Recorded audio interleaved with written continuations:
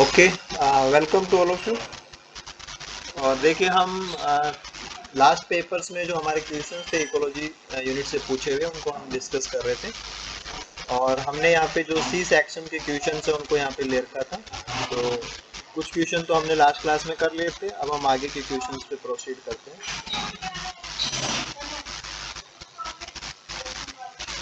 अ, देखिए ये competitive exclusion principle जो गॉस के द्वारा दिया गया था उस पे बेस्ट क्वेश्चन है। Principle state that two species with identical niches, कि जब उनकी निसेज आइडेंटिकल होती हैं तो वो ओवरलैप करती हैं और तभी जो उनके बीच में इंटर स्पेसिफिक कंपटीशन है वो स्ट्रॉन्ग हो जाता है। तो ऐसा होने पे species can not coexist indefinitely. तो हमारी कॉन्सेप्ट या जो प्रिंसिपल है वो हमें यही कहता है कि अगर दो स्पीसीज की निसेज बहुत ज़्यादा ओवरलैप कर रही हैं तो वो लंबे समय तक कोएग्जिस्ट नहीं कर सकती। ओके, तो ये तो थ्योरेटिकल बात है। Which of the following statement, कि कौन सा statement is the most appropriate, कि सबसे ज़्यादा सही होगा regarding the validity of principle. Validity of principle का मतलब है कि हम इस प्रिंसिपल को अप्लाई करते हैं कि हाँ इस प्रिंसिपल के अकॉर्डिंग ऐसा होता है। तो उसके ऐसे होने के पीछे कौन सा जो स्टेटमेंट है वो ज़्यादा करेक्टली इस पर्टिकुलर जो प्रिंसिपल है उसको ज़्यादा सपोर्ट करता है, उसको एविडेट करता है ना। वैलिडिटी का मतलब कि आप ऐसी बात कहेंगे तो ऐसा लगेगा कि जैसे ये प्रिंसिपल है वो ऐसा लगेगा कि ये वैध है, ये वैलिड है ना।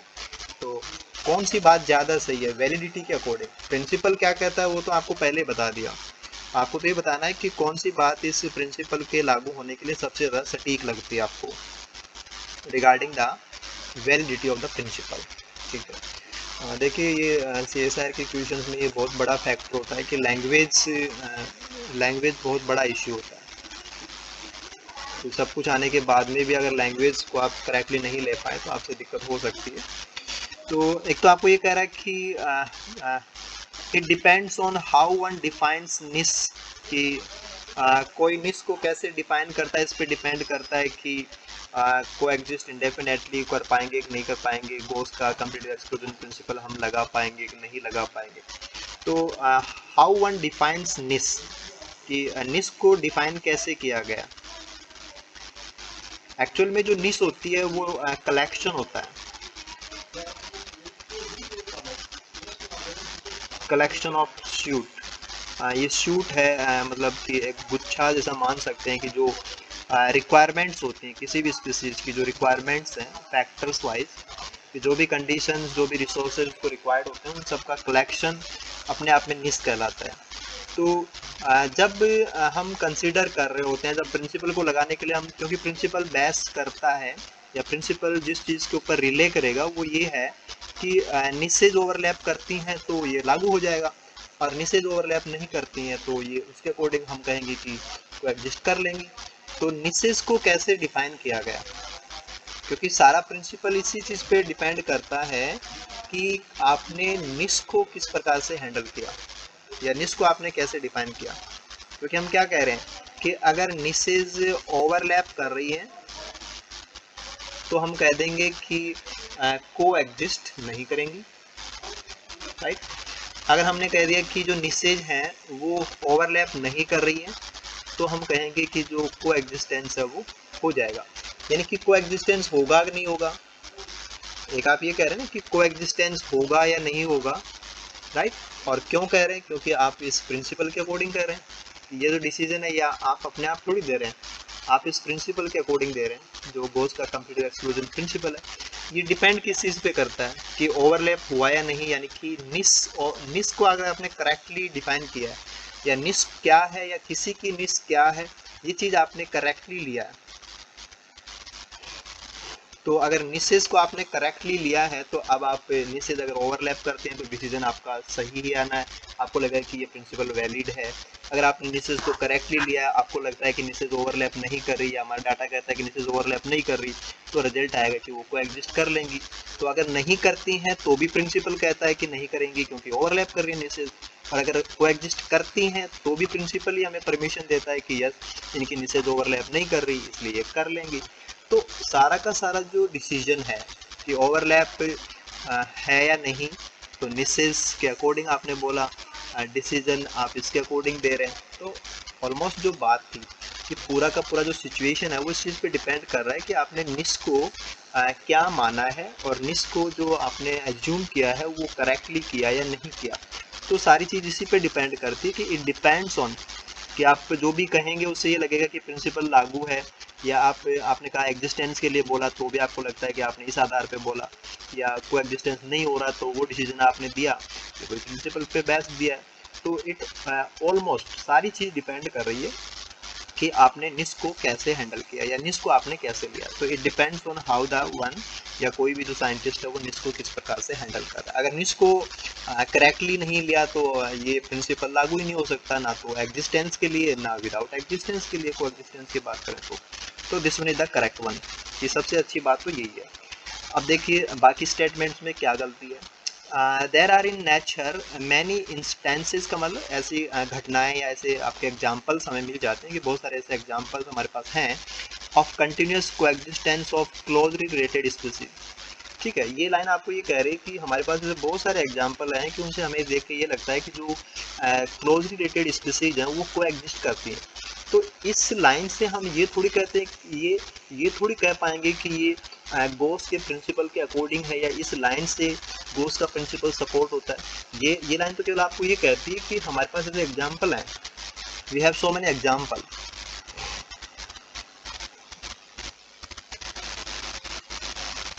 We have so many example कि बहुत सारी स्पीसीज को एग्जिस्ट करती हैं। तो इसका मतलब जो हाँ हम ये कहते हैं कि को एग्जिस्ट नहीं करेंगी, निसेज उनकी बहुत ज़्यादा ओवरलैप कर रही हैं, तो फिर उस चीज़ को हम इस लाइन से नहीं जोड़ पाएंगे, क्योंकि वो चीज़ प्रिंसिपल के अंदर जो बातें थी वो कि भाई बहुत सारी स्पीसीज आपस में को एग्जिस्ट करती हैं, तो इस चीज़ का हाँ करती हैं।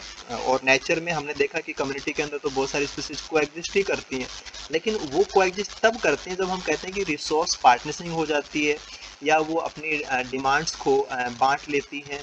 This is the character displacement, resource partnering, तो वो चीज़ अलग है। और गोस का प्रिंसिपल और गोस के प्रिंसिपल को हम ये कह दें कि बहुत सारी स्पीसीज को एग्जिस्ट कर रही हैं, इससे हम उसको वैलिड करना चाहें तो नहीं हो पाएगा। यानी कि आपकी लैंग्वेज में क्या बोला गया है और हमारा प्रिंसिपल क्या चीज़ है, और उस प्रिंसिपल के अकॉर्डिंग हम को एग्जिस्ट के लिए यस करें तो क्या उसके लिए निस इतना इम्पोर्टेंट था, या हमारे पास ऐसे एग्जाम्पल हैं कि बहुत सारी को एग्जिस्ट करती हैं तो ये भी कर रही हैं, ऐसा थोड़ी कह सकते हैं, ऐसा नहीं कह पाएंगे। चलो देखते हैं अगली स्टेटमेंट, अगली लाइन में क्या दिक्कत है। The principle is universally true, कि ऐसा हो सकता है कि भाई ये जो प्रिंसिपल है ये हमेशा ही ट्रू होगा, क्योंकि आपको तो पता है कि इसका भी आपके पास ब्रैक है, ये टूट जाता है प्रिंसिपल। कब टूट जाता है? जब कैरेक्टर डिस्प्लेसमेंट की बात आती है। और अगर ये प्रिंसिपल यूनिवर्सली ट्रू होता, अगर यूनिवर्सली ट्रू होता तो इसका मतलब तो ये होता है कि जिनके बीच में कंपटीशन है उनमें से तो एक ही बचेगा, दूसरी तो नहीं बचेगी। यानी कि कोई को एग्जिस्ट तो किसी हाल में कर ही नहीं सकते, लेकिन हमें तो पता है कि स्पीसीज को एग्जिस्ट करती हैं, तो ये यूनिवर्सली ट्रू नहीं हो सकता या हमेशा ऐसा ही होता है। हम इस चीज़ को प्रिंसिपल की वैधता के लिए काम में नहीं ले सकते, तो ये भी गलत हो जाएगा, right. This one is also wrong. और इट डज नॉट प्रिडिक्ट, कि ये हमें नहीं बताता द आउटकम, कि नतीजा क्या निकलेगा, वेर जब both the species are equally strong competitors, तो जब दोनों स्पीसीज बराबर compete कर रही होती हैं तो इसका नतीजा क्या निकलेगा, ये प्रिंसिपल हमें ये नहीं बताता। ये ठीक है, ये बात कुछ हद तक सही है। और जो आपने लोटका वोल्टेरा मॉडल पढ़ा उसमें भी आपको ये थोड़ा सा आइडिया लग सकता है कि जब दोनों स्पीसीज इक्वली compete करती हैं तो आउटकम क्या आएगा। अगर आपको लोटका वोल्टेरा मॉडल के अकॉर्डिंग यहाँ पे आंसर देना पड़े तो आपका आंसर क्या होना चाहिए कि दोनों स्पीसीज बराबर कंपिटिटर हैं, ए बी को उतना ही compete करती है जितना बी ए को compete करती है, तो नतीजा क्या आएगा इस इंटरेक्शन का, डिपेंड करेगा कि इनिशियल पॉपुलेशन साइज किसकी बड़ी है, राइट। तो वो मैटर अलग था। और इक्वली स्ट्रॉन्ग कंपिटिटर होने पे और गोस के प्रिंसिपल के साथ में कि वो एक स्पीसीज ही रहेगी दूसरी नहीं रहेगी या कौन सी रहेगी, ये चीज़ नहीं बताई जा सकती, ये चीज़ भी लागू नहीं हो पाएगी।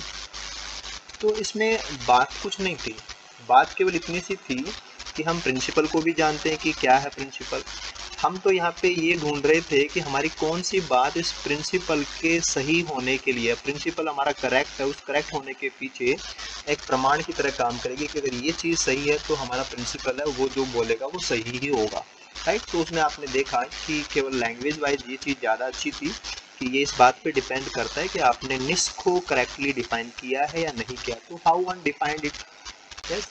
तो नॉट ए प्रॉपर क्वेश्चन, ये तो केवल लैंग्वेज का क्वेश्चन था कि जो स्टेटमेंट की बातें होती हैं क्वेश्चन में जो दिया है, प्रिंसिपल जो कहता है वो सब हम कैसे कैसे समझ रहे होते हैं, लाइन्स के अंदर जो मैसेज है उसको हम कैसे इंटरप्रेट कर रहे हैं, ठीक है।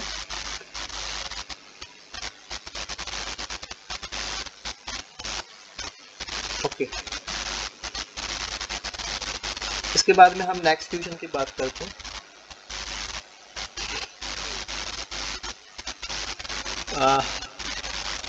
देखिए आपको एक ग्राफ दिया गया है, the graph below shows the relationship कि आपस में रिलेशन क्या है और पर कैपिटा ग्रोथ रेट की किसी पॉपुलेशन के अंदर इंडिविजुअल के हिस्से में जो ग्रोथ रेट आती है, this is per capita growth rate. तो पर कैपिटा ग्रोथ रेट तो आपको यहाँ पे दी हुई है, ठीक है। और फैकेंडिटी आपको यहाँ पे दी हुई है कि जो ग्राफ के स्लोप है वो आपको फैकेंडिटी बता रहे हैं। And age at first reproduction की पहली बार रिप्रोडक्शन के समय आयु क्या होती है, दिस इज अल्फा। तो अल्फा हमें यहाँ दिया हुआ है। तो एज एट फर्स्ट रिप्रोडक्शन यहाँ पे दी हुई है, फैकेंडिटी हमें यहाँ पे दी हुई है और जो ग्रोथ रेट है वो हमें यहाँ बताई हुई है। ओके, तो अब हम जो स्टेटमेंट्स हैं उनको वन बाय वन करके डिस्कस करते हैं। देखिए यहाँ पर भी ऐसे ही कुछ है कि what is the most important conclusion, कि सबसे ज़्यादा महत्वपूर्ण बात क्या निकल के आती है जब आप इस ग्राफ को देखते हैं, या इस ग्राफ से कौन सी सबसे ज़्यादा सटीक बात निकल करके आती है। ओके, देखिए ये पहला स्टेटमेंट क्या कह रहा है, the later the age of first reproduction. The later the age of first reproduction का मतलब ये है कि जब हम इस एक्स एक्सिस के ऊपर इधर जाते हैं कि जब अल्फा की वैल्यू बड़ी होती है, the lower is the population growth rate achieve, कि क्या ऐसा है कि आपने अल्फा को बड़ा किया तो अल्फा के डायरेक्टली प्रोपोर्शनल, ठीक है, पॉपुलेशन ग्रोथ रेट आर, क्या ऐसा रिलेशन आपको लगता है? इस ग्राफ को देखने पे जो प्रेजेंटेशन आपको दिया गया है, इस प्रेजेंटेशन को देखने पे क्या ऐसा लगता है कि अगर आपने अल्फा को बढ़ाया तो आर लोअर हो जाएगा? इनवर्सली प्रोपोर्शनल का रिलेशन है 1/r, राइट। तो लगता तो ये कि आपने इधर जा रहे हैं तो ये ग्राफ नीचे आ रहे हैं तो आर की वैल्यू कम हो रही है ना, तो ऐसा थोड़ी। हाँ, आर की वैल्यू कम हो रही है, ये बात ग्राफ में बिल्कुल सही है, लेकिन क्या वो उसके अकॉर्डिंग है कि क्या रिलेशन इस प्रकार का है कि जितना बड़ा अल्फा कर देंगे उतना ही छोटा हो जाएगा? ठीक है, आपको शुरू में तो ऐसा लगता है, लेकिन बाद में यहाँ वाले पार्ट को जा करके देखिए। यहाँ पे तो हम चाहे अल्फा के एंगल से देखें तो जब फर्स्ट रिप्रोडक्शन की 14 है, 16 ईयर्स या वीक जो भी हम लेना चाहें, तो उस समय पे आर के साथ में रिलेशन तो लगभग कांस्टेंट सा हो जाता है। तो ये चीज़ कांस्टेंट जैसी हो जाती है, शुरू में तो लगता है कि रिलेशन काम कर रहा है, लेकिन बाद में क्या है कि ये लगता है कि कांस्टेंट जैसा है, कि फ़र्क ही नहीं पड़ रहा कि आर तो कुछ भी हो और ये लगभग एक जैसा हो जाता है, यानी कि यहाँ 12, 13, 16 कुछ भी जाएँ, यहाँ सबका आर एक जैसा हो जाता है, सेम हो जाता है। तो सेम हो जाता है तो ये रिलेशन यहाँ पे इम्प्लीमेंट नहीं कर पाएंगे, हम इसको प्रॉपरली कंक्लूजन में नहीं ला सकते, तो ये चीज़ यहाँ गलत हो जाती है, तो ये गलत हो जाएगा यहाँ पे, राइट। ओके, नेक्स्ट को देखते हैं। The population growth rate decreases, कि आर में गिरावट आएगी, ओके ठीक है। एज जैसे ही first reproduction is postponed to a later stage, अब इसकी लैंग्वेज ऐसी ही होती है कि इसको कहाँ जरूरत थी कि first reproduction is postponed to later age, ये age at the first reproduction increases ऐसे भी बोल देता, postponed to a later stage ये जानबूझ के बोला है ताकि थोड़ा सा कन्फ्यूजन बढ़े, राइट। तो मतलब यही था कि आर में डिक्रीजमेंट आएगा जैसे जैसे आप अल्फा को बड़ा करते हैं, राइट, रिगार्डलेस ऑफ द फैकेंडिटी।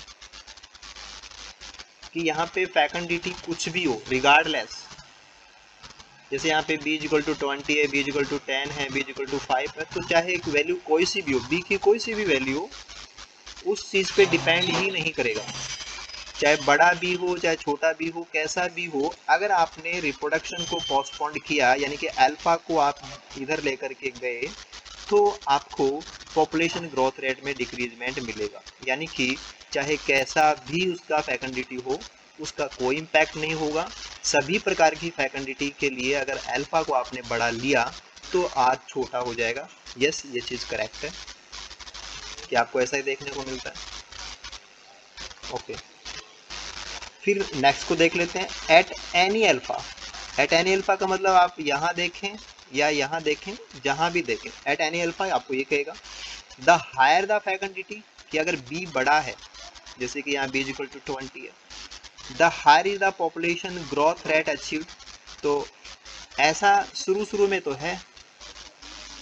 यहाँ पे तो ये बात आपको लगता है कि अगर आपने द हायर द फैकल्टी लिया, कि अगर आपने b बड़ा लिया तो पॉपुलेशन ग्रोथ रेट भी बड़ी आएगी, लेकिन एट एनी अल्फा पे ये चीज़ लागू नहीं हो पाएगी। अगर आप इस सेक्शन की बात करें, इस सेक्शन की बात करें तो यहाँ पे तो रिगार्डलेस हो जाता है।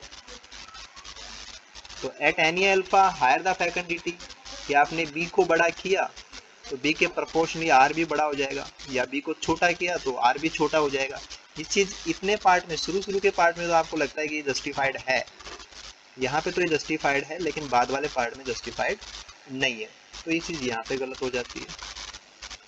ठीक है, age at first reproduction is postponed further, यानी कि अल्फा जैसे ही बड़ा हुआ, ये लाइन आपको ये कह रही है। ठीक है, the benefits of increasing faculty on the population growth rate become progressively negligible, कि जैसे आपने अल्फा को बड़ा किया तो b को बढ़ाने के जो बेनिफिट्स हैं, बेनिफिट्स ऑफ द, यानी कि इससे जो होता होगा, इससे जो फ़ायदा मिलता होगा, फ़ायदा क्या है कि इससे ग्रोथ रेट आती है। Benefits of the increasing faculty on the population growth rate becomes progressively negligible, तो प्रोग्रेसिवली नेग्लिजिबल नहीं कह सकते आप।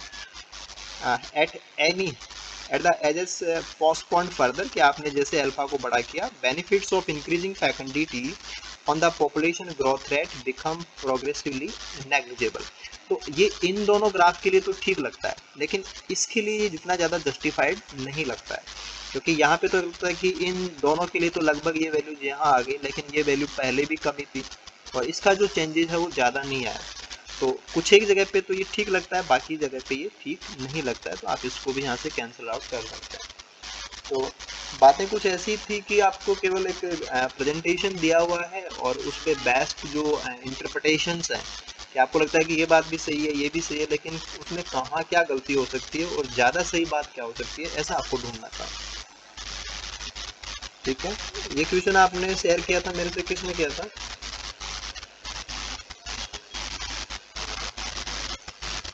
मेघना? Yes sir. ठीक है, समझ सकते हैं ना? ठीक है ना, ओके ठीक है। ये जो अगला क्वेश्चन हमारे पास है, ये हमने जब हम लास्ट टॉपिक्स को डिस्कस कर रहे थे तो जो हमने एक टॉपिक लिया था, this is the point source water pollution, right. तो वहाँ पे हमने इसको डिस्कस कर लिया था कि जब हम किसी फ्रेश वाटर बॉडी में, जैसे कि रिवर में, जैसे ऑर्गेनिक मैटर उसमें डालते हैं तो उसका decomposition, septic and recovery zone बनते हैं ना, DSR। ठीक है, डिकम्पोजिशन, सेप्टिक, रिकवरी जोन, ये सब आते हैं। तो वहाँ पे डिजोल्व ऑक्सीजन के चेंजेस कैसे होते हैं, BOD का चेंजेस का पैटर्न क्या रहता है, तो वो चीज़ हमने डिस्कस की थी। तो वहाँ से डायरेक्टली ये क्वेश्चन है। तो यहाँ पे जो बातें थी कि आपको यहाँ पे वही देखना था कि which of the following statement is true, कि कौन सी बात सही है, कि तरीका क्या होगा, ट्रेंड ऑफ डिजोल्व ऑक्सीजन और BOD इन ए वाटर स्ट्रीम, तो आप नदी वगैरह जो बहता पानी उसको ले सकते हैं, pollutant from A point source, तो पॉइंट सोर्स म्यूटेशन का एग्जांपल है सेम जो आपने डिस्कस किया था वहाँ क्लास में, उसी पे बेस्ड है। तो यहाँ पे क्या बात सही है क्या गलत है उसको देख लेते हैं। ठीक है, ये पहली लाइन कह रही कि in septic zone both DO and BOD levels remains stationary, नहीं वो स्टेशनरी नहीं होते हैं, उनमें स्टेशनरी का मतलब स्टेबल ऐसा नहीं है, तो ये चीज़ गलत है। इन रिकवरी जोन, कि लास्ट वाला जो रिकवरी जोन होता है, both DO and BOD levels increase rapidly, तो यहाँ पे बीओडी तो इंक्रीज होती है लेकिन डीओ नहीं होता है, तो ये चीज़ यहाँ गलत हो जाती है।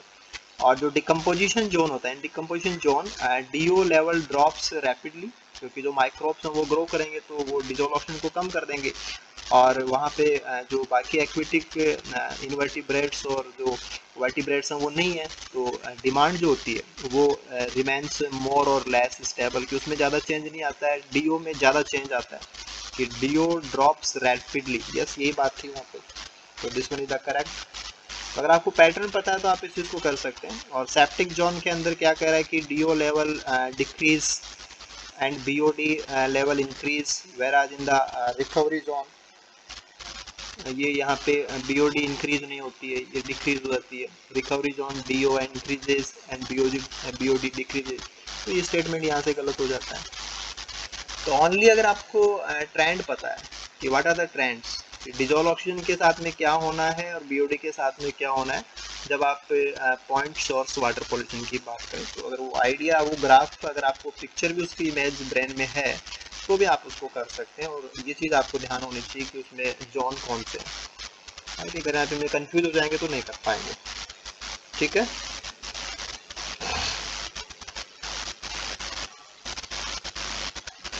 ओके। तो ये जो क्वेश्चन है नेक्स्ट वन, ये भी काफ़ी इंटरेस्टिंग क्वेश्चन है कि इन ए लैक, लैक का मतलब ये स्टैंडिंग फ्रेश वाटर बॉडीज होती है जहाँ पे पानी बहता नहीं है, subjected to progressive eutrophication. Eutrophication के अंदर क्या होता है कि जो वाटर बॉडी है उसके अंदर नाइट्रोजन और जो फॉस्फोरस न्यूट्रिएंट्स हैं वो लगातार ऐड होते रहते हैं। तो किसी वाटर बॉडी में जब लगातार न्यूट्रिएंट्स ऐड किए जाएं तो that is called as eutrophication.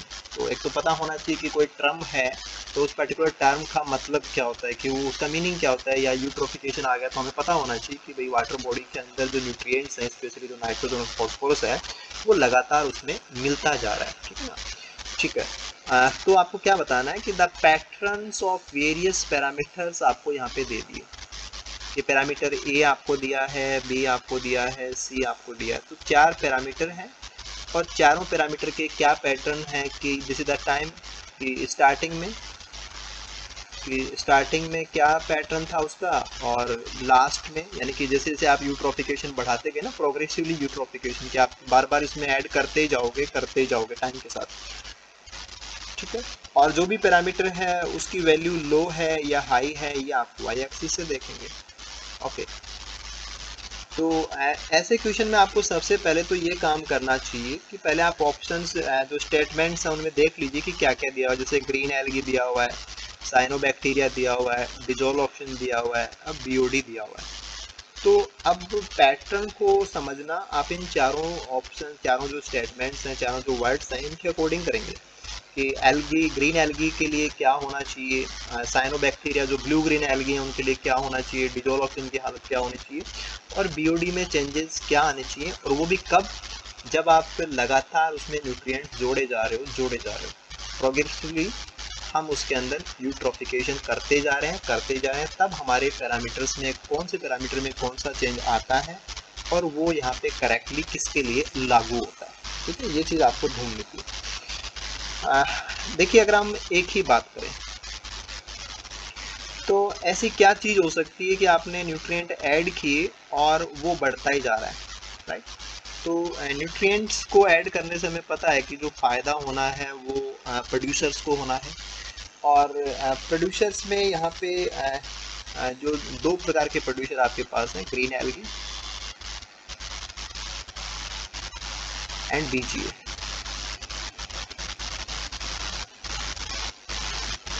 Right.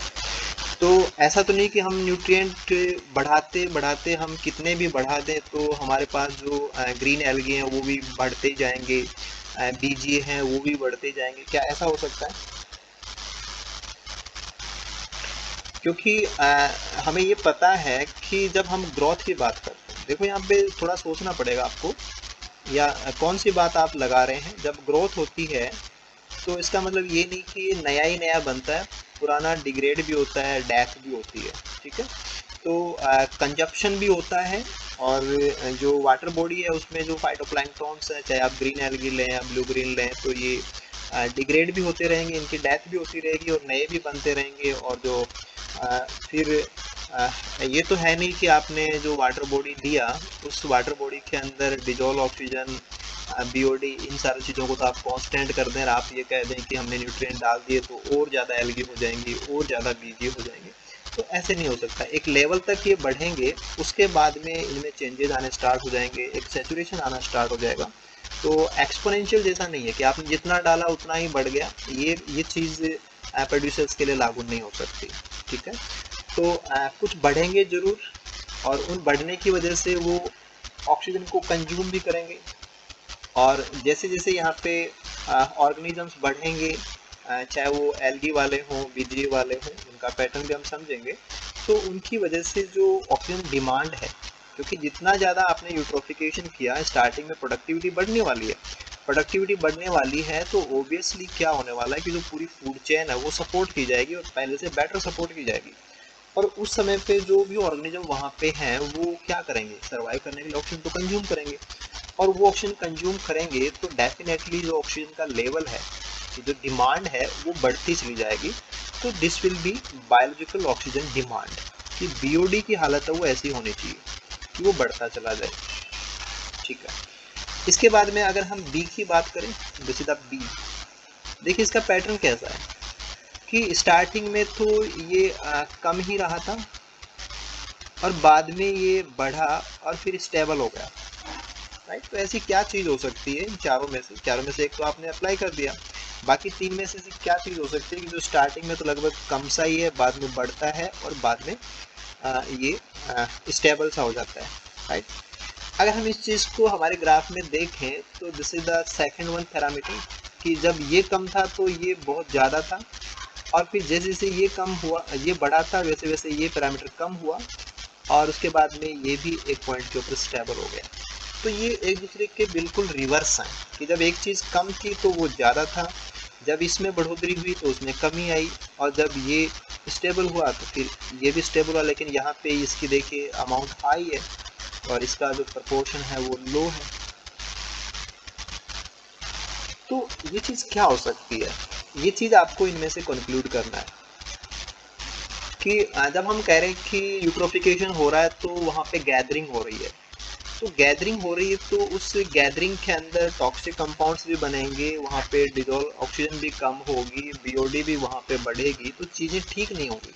शुरू में तो सब कुछ ठीक होता है, लेकिन जैसे जैसे वहाँ पे भीड़ बढ़ेगी और डेथ्स वगैरह होंगी, डिकम्पोजिशंस वगैरह होंगे, तो चीज़ें उतनी अच्छी नहीं होंगी। तो एनवायरनमेंट, हमने सक्सेशन वगैरह में ये तो समझा था कि जब जीव बढ़ते हैं तो एनवायरनमेंट को बदल के रख देते हैं, राइट। तो जब चीज़ें खराब हो रही होती हैं, जब आप टाइम दे दिए ना, आप जब हायर टाइम के ऊपर हो, जब आप यहाँ पे होते हैं, तो यहाँ देखिए जब आपने बहुत सारा यूट्रोफिकेशन करवा दिया और बीओडी बहुत सारी बढ़ गई है, डिजोल्व ऑक्सीजन भी कम हो जाती है, तो उस समय पे ऐसा क्या है जो अच्छे से सर्वाइव कर रहा होता है, और ऐसा क्या है जो बहुत ही लो लेवल पे आपको मिलेगा, या कुछ एक मेंबर उससे मिलेंगे। तो क्या हो सकता है, दोनों में से कौन कौन बी होगा, कौन सी होगा? ग्रीन एल्गी में से और बीजीए में से कौन बी है?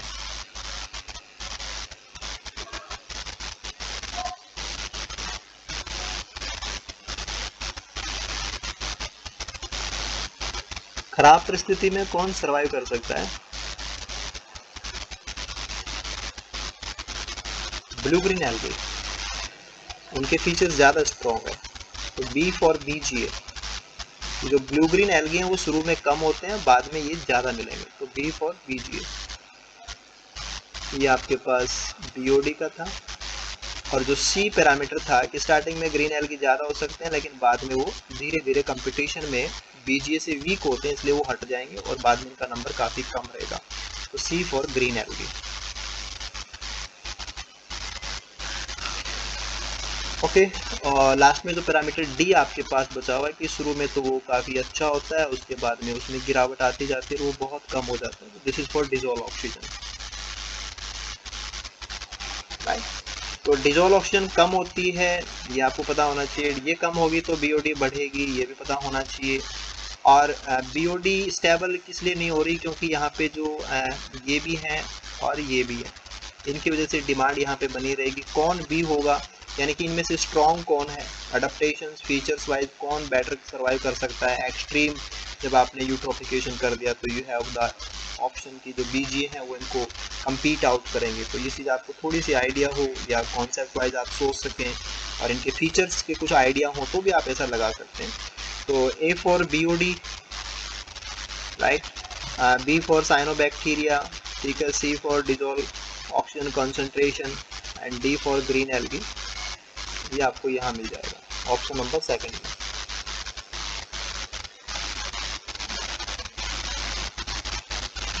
Okay, then after this is the next one.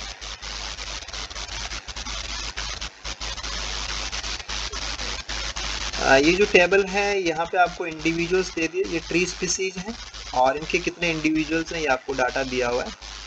और ये 5 ट्री स्पीसीज इन्हें कम्युनिटी आपको बता दिया। तो सिम्पसन डाइवर्सिटी इंडेक्स आपसे पूछी गई है, तो अगर आपने कैलकुलेट किया हो तब तो आपको आंसर इसका पता है, और नहीं किया तो आप सिम्पसन डाइवर्सिटी इंडेक्स के अकॉर्डिंग आप इसको कैलकुलेट करेंगे और वैल्यू क्या आएगी, value will be this one. तो ये जो वैल्यू है ये डी की आएगी, राइट। तो और दूसरा आपको ध्यान रखना है कि जब आपसे सिम्पसन डाइवर्सिटी पूछी जाती है तो आप डी ही कैलकुलेट करेंगे, 1 माइनस डी भी नहीं करेंगे और 1 ओवर डी भी नहीं करेंगे, ठीक है ना। जब तक कुछ ऐसा ना बोला जाए आप सिंपल जो डी है उसी को कैलकुलेट करेंगे। This one will be the right. Okay, then जो नेक्स्ट क्वेश्चन है ये भी काफ़ी सिंपल सा पैटर्न होता है और ऐसे भी कई बार क्वेश्चन आए हुए हैं, सेवरल टाइम इसी पैटर्न पे क्वेश्चन आया हुआ है। आपको एक टेबल दी हुई है, वहाँ पे कोई स्पीसीज है या नहीं है तो प्लस का निशान है और एब्सेंट के लिए माइनस का निशान है। 5 स्पीसीज 3 कम्युनिटी, तो community A, community B and community C, 3 community हैं और 5 स्पीसीज हैं, राइट। करना क्या आपको कि आपको जो भी इंफॉर्मेशन दी गई है, based on the above which of the following is the correct order of similarity, कि सिमिलरिटी का order, correct order of similarity between pairs of community देखना है।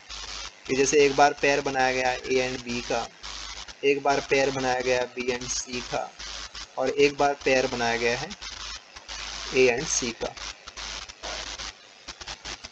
और आपको ढूंढना क्या है, सिमिलैरिटी।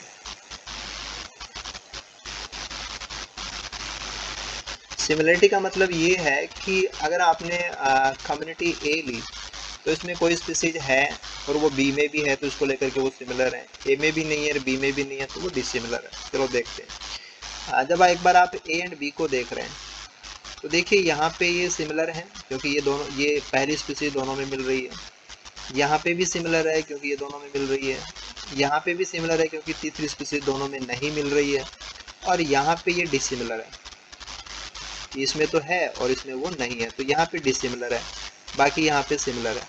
तो 5 में से हम क्या देख रहे हैं कि 4 स्पीसीज के लिए सिमिलर है, या आपको 4 पॉइंट्स आप इसको दे सकते हैं, 5 में से 4 पॉइंट आप देख सकते हैं, ठीक है। इसके बाद में अगर हम बी एंड सी को देखें तो एक बार हम बी एंड सी को देखते हैं। यहाँ देखिए ये सेम है, प्लस एंड प्लस, यस। यहाँ प्लस एंड माइनस, ये यहाँ पे डिफरेंट हो गया, यहाँ पे इसमें नहीं है इसमें है, ये भी यहाँ पे डिफरेंट हो गया, यहाँ भी माइनस है यहाँ पे माइनस है, यहाँ पे सेम है, और यहाँ माइनस है यहाँ पे प्लस है, ये भी नहीं है। तो यहाँ पे तो केवल सिमिलरिटी के 2 ही पॉइंट आ रहे हैं आपके पास, 2/5, यहाँ पे 4/5, राइट। ऐसे अगर हम ए एंड सी को देखें, ए एंड सी को देखें तो देखिए यहाँ पे है और यहाँ पे है, राइट। यहाँ पे है और यहाँ पे नहीं है, ये नहीं होगा। यहाँ पे नहीं है और यहाँ पे है, ये भी नहीं होगा। देखिए यहाँ पे है और वहाँ नहीं है, नहीं होगा, और यहाँ पे नहीं है वहाँ पे है, तो नहीं होगा। अब इनके पॉइंट्स कैलकुलेट कर लीजिए कि केवल एक ये पॉइंट आया है जहाँ पे ये सिमिलर है, बाकी यहाँ भी सिमिलर नहीं, यहाँ भी नहीं, यहाँ भी नहीं और यहाँ भी नहीं, तो दिस इज 1/5। तो सबसे बड़ा क्या है, सबसे बड़ा तो 4/5 और उससे छोटा 2/5 और उससे छोटा 1/5। तो इनका ऑर्डर यही होना चाहिए कि ए एंड बी की सबसे ज़्यादा हो सिमिलरिटी, बी एंड सी की उससे कम हो और ए एंड सी की उससे कम हो। तो ऑप्शन नंबर फर्स्ट राइट हो जाएगा।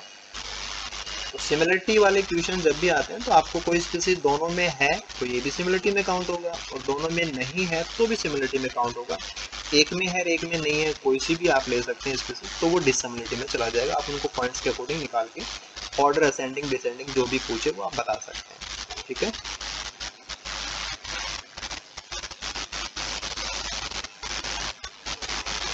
ठीक है। Okay, this is the next one question कि ये पॉपुलेशन जो लॉजिस्टिक ग्रोथ इक्वेशन है वहाँ से था कि आर आपको दे दिया, आर इज इक्वल टू 0.15 पर वीक। तो पर कैपिटा ग्रोथ रेट आपके पास आई हुई है, और in an environment with a carrying capacity of 400, तो के इज इक्वल टू 400। ठीक है, पूछा क्या है, what is the number maximum growth rate, maximum growth rate क्या आएगी number of individual per week की, एक वीक में ज़्यादा से ज़्यादा मैक्सिमम कितने बनेंगे, मैक्सिमम क्या होगी। तो मैक्सिमम ग्रोथ रेट पूछ रहा है, मैक्सिमम ग्रोथ रेट आपसे पूछी जा रही है, और ग्रोथ रेट का मतलब मैक्सिमम ग्रोथ रेट नहीं, ग्रोथ ही पूछी जा रही है। तो मैक्सिमम ग्रोथ का मतलब ये कि चेंज, यानी कि D N over D T maximum कब होता है। D N over D T maximum कब होता है, जब हमारी population N is equal to K upon half होती है। तो जब हमारी population size N is equal to, क्योंकि के यहाँ पे 400 है, तो 400/2, यानी कि जब पॉपुलेशन में 200 लोग होंगे या 200 इंडिविजुअल होंगे तब चेंज सबसे बड़ा होगा, राइट। और यही बात थी कि जब D N over D T को आप मैक्सिमम ढूंढ रहे होते हैं ना, तो आप एक ग्राफ आपने पहले डिस्कस किया था, this is the D N over D T, right. इधर आपने एन लिया था, तो आपका ग्राफ एक डॉम सेप्ट ग्राफ बना था, दिस इज डॉम सेप्ट ग्राफ, और आपने बताया था कि यहाँ पे ये मैक्सिमम चेंज होता है। यहाँ से आप देखेंगे तो ये के था और ये था के अपॉन हाफ, राइट। तो ये तो हमें पता लग गया कि जब हमारी पॉपुलेशन में 200 इंडिविजुअल होंगे तब D N over D T highest होगा, हाइएस्ट ग्रोथ आएगी। लेकिन वो कितनी आएगी, उसकी अमाउंट कितनी होगी, तो उसकी वैल्यू कितनी होगी। तो हमें पता है कि एक इतना बनाता है, तो जब एक 0.15 बनाता है तो 200 कितने बनाएंगे, 200 को आप मल्टीप्लाई कर दीजिए 1.5, तो दिस विल बी 30.0, तो आंसर विल बी 30। दो चीज़ें आपको ध्यान रखनी थी, एक तो हाईएस्ट ग्रोथ कब आती है जब n is equal to K upon half होता है, और फिर आपको r दिया हुआ है ना, तो आप r के अकॉर्डिंग 1.15 बनाता है तो 200 कितने बनाएंगे, तब आप इसको कैलकुलेट करके फिर बता देंगे। ठीक है,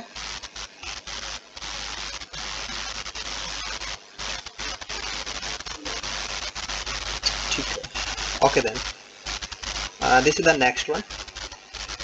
You observed two species of barnacle, ठीक है, ये इन एनिमल्स हैं जो एक्वेटिक वाटर बॉडीज में पाए जाते हैं। ठीक है, स्पीसीज 1 एंड स्पीसीज 2, तो आपके पास दो स्पीसीज हैं इसकी, species 1 and species 2।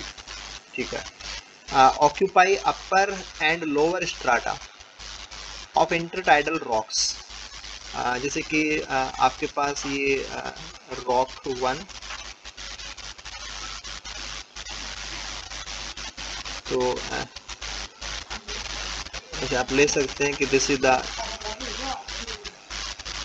Strata 2 and this is the strata 1, right. तो लो अपर एंड लोअर की स्पीसीज 1 यहाँ पे पाई जाती है,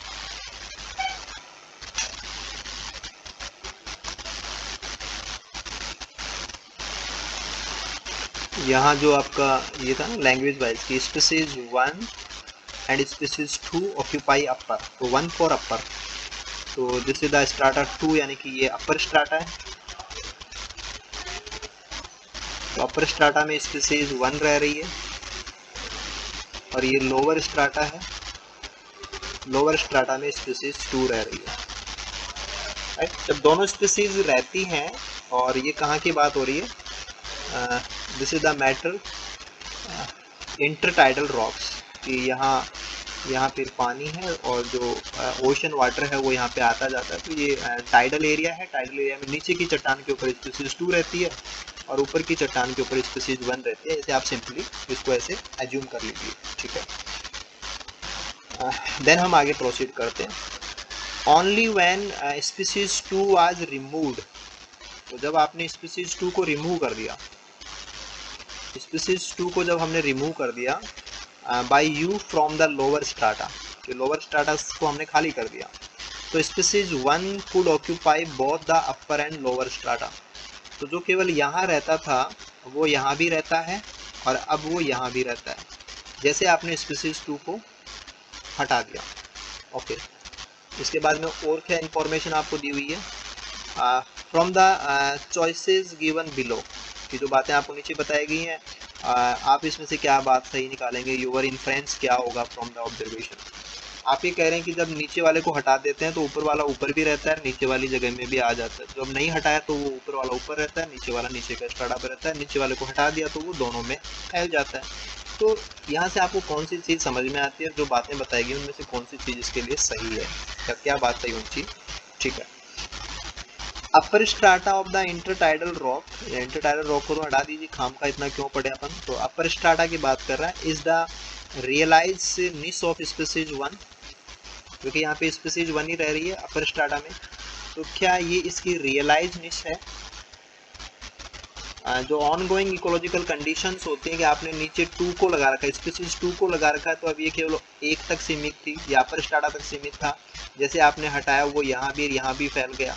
तो जैसे आपने प्रेशर हटाया वो फैल गया, और प्रेशर था तो वो अपने स्ट्राटा तक सीमित था। तो रियल में वो कंडीशंस होने के बावजूद जहाँ तक सीमित होता है, तो that is the correct one.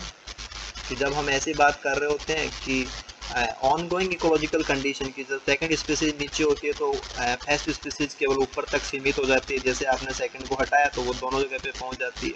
तो ऑब्वियसली ऊपर वाला स्ट्राटा इसका स्पीसीज 1 का रियलाइज्ड है और लोअर स्ट्राटा स्पीसीज 2 का रियलाइज्ड है। तो रियलाइज्ड निस के अकॉर्डिंग आप बात करें तो दिस वन इज करेक्ट, कि ये बात बिल्कुल सही है। Upper strata of the intertidal rock is the fundamental niche.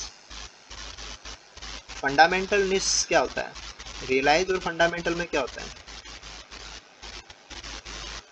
Fundamental का मतलब मैक्सिमम जो वॉल्यूम था, अब आपने इसको सेकंड को हटाया ना, उस समय पे ये चीज लागू होती है कि अब वो यहाँ तक फैल रहा है। तो जब मैक्सिमम की बात करते हैं तो वो यहाँ तक, दिस वन फॉर फंडामेंटल। तो फंडामेंटल में तो दोनों काउंट हो जाएंगे, अपर स्ट्राटा एंड लोअर स्ट्राटा दोनों उसके फंडामेंटल होते हैं, और रियलाइज ओनली अपर है उसका, स्पीसीज 1 का। तो ये स्पीसीज फंडामेंटल है, अपर स्ट्राटा, ये गलत हो जाएगा। Species 1 and species 2 exhibit mutualism, तो इसके लिए क्या बोलेंगे, क्या स्पीसीज 1 एंड 2 म्यूचुअलिज्म शो करती है क्या। और अगर ये म्यूचुअलिज्म शो करती तो क्या होता, मतलब ये एक ही स्ट्राटा में रहती है। अब दोनों स्ट्राटा पे रहते हैं। पहली बात, अगर ये म्यूचुअलिज्म शो कर रहे होते हैं ना, तो आप क्या बोलेंगे कि अपर स्ट्राटा में भी स्पीसीज 1 एंड 2 दोनों रहते और यहाँ पर भी 1 एंड 2 दोनों रहते, और जैसे आपने सेकंड को रिमूव किया तो स्पीसीज 1 में गिरावट आनी चाहिए थी, ना कि वो यहाँ से और फैलती। तो ये चीज़ आपकी करेक्ट नहीं है, म्यूचुअलिज्म यहाँ पे नहीं है। और क्या ऐसा हो सकता है कि species 1 can compete out species 2, अगर स्पीसीज 1 के अडेप्टेशन इतने स्ट्रॉन्ग हैं कि वो इसको कम्पीट आउट कर दे, राइट, तो कम्पीट आउट कर दे तो वो ऊपर वाले स्ट्राटा तक क्यों रुकी हुई थी जब स्पीसीज 2 यहाँ पे थी। अगर उसमें हटाने की काबिलियत होती तो वो इसको हटा करके पूरे एरिया में रहती ना। That is not correct, compete out करने की कैपेसिटी उसमें नहीं थी, राइट। तो कम्पीट आउट नहीं कर सकते, तो कम्पीट आउट नहीं कर सकते ये बात भी गलत है, म्यूचुअलिज्म है ये बात भी गलत है, फंडामेंटल निस है ऊपर वाला स्ट्राटा स्पीसीज 1 का, ये बात भी गलत है, राइट। तो पूरी पिक्चर देख के आपको ये भी समझ में आना चाहिए कि जो यहाँ पे आपको पिक्चर दिखाई गई थी कि इंटरटाइडल जो रॉक्स हैं जो इंटरटाइडल रॉक्स हैं ये हैबिटाट है, और इस हैबिटाट में स्पीसीज 1 भी रहना चाहती है और स्पीसीज 2 भी रहना चाहती है, लेकिन दोनों एक दूसरे को इंटरेक्ट कर रही हैं, दोनों एक दूसरे के साथ में कंपटीशन में हैं। तो इन्होंने एक रास्ता निकाल रखा है कि ये अपर स्ट्राटा में रह लेती है और ये लोअर में रह लेती है। इसको बोलते हैं रिसोर्स पार्टनरिंग। इन्होंने अपने रिसोर्स को बांट लिया, रिसोर्स पार्टीशनिंग, राइट। जब रिसोर्स पार्टनरिंग करता है तो ये अपर तक सीमित, ये लोअर तक सीमित। सीमित होते क्या बोलेंगे, रियलाइजनेस। तो अपर स्ट्राटा स्पीसीज 1 का रियलाइजनेस है, लोअर स्ट्राटा स्पीसीज 2 का रियलाइजनेस है। और फंडामेंटल आपने निकाल के देखा ये यहाँ भी पहुँच जाता है, तो ये फंडामेंटल तो दोनों उसके लिए, राइट। तो काफ़ी सारी बातें थी जो आपको यहाँ से क्लियर हो जानी चाहिए, ठीक है।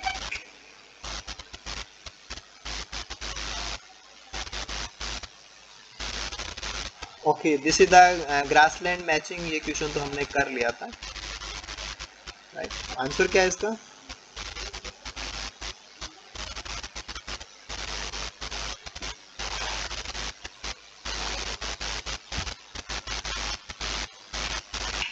एशिया में कौन सी है? स्टेपीज हैं,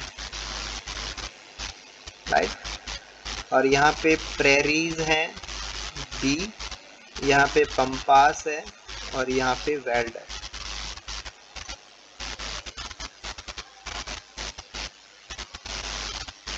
तो these are CBAD, CBAD, CBAD। ये ऑप्शन नंबर 2 में आपको मिल जाएगा, राइट।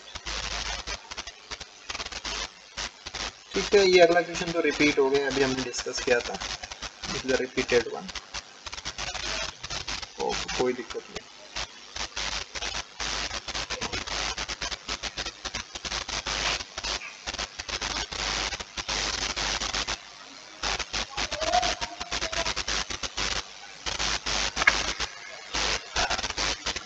देखिए नेक्स्ट क्वेश्चन जो है ये भी पॉपुलेशन ग्रोथ से ही जुड़ा हुआ क्वेश्चन है। Net reproductive rate, that is जो रेट आपको दे रखी है, दिस इज 1.5, ठीक है, इन ए गिवन पॉपुलेशन, ठीक है। इफ एंटी का मतलब किसी भी समय पे जो पॉपुलेशन होती है this is called as N T, the population of females at generation T is 500। N T आपको दे दिया 500 कि किसी समय पे जब भी आप बात करें उस समय पे इसमें 500 फीमेल हैं, 500 फीमेल्स, ठीक है। आपसे पूछ रहा है कि then what will be the population of females after 4 generation. कि आफ्टर 4 जनरेशन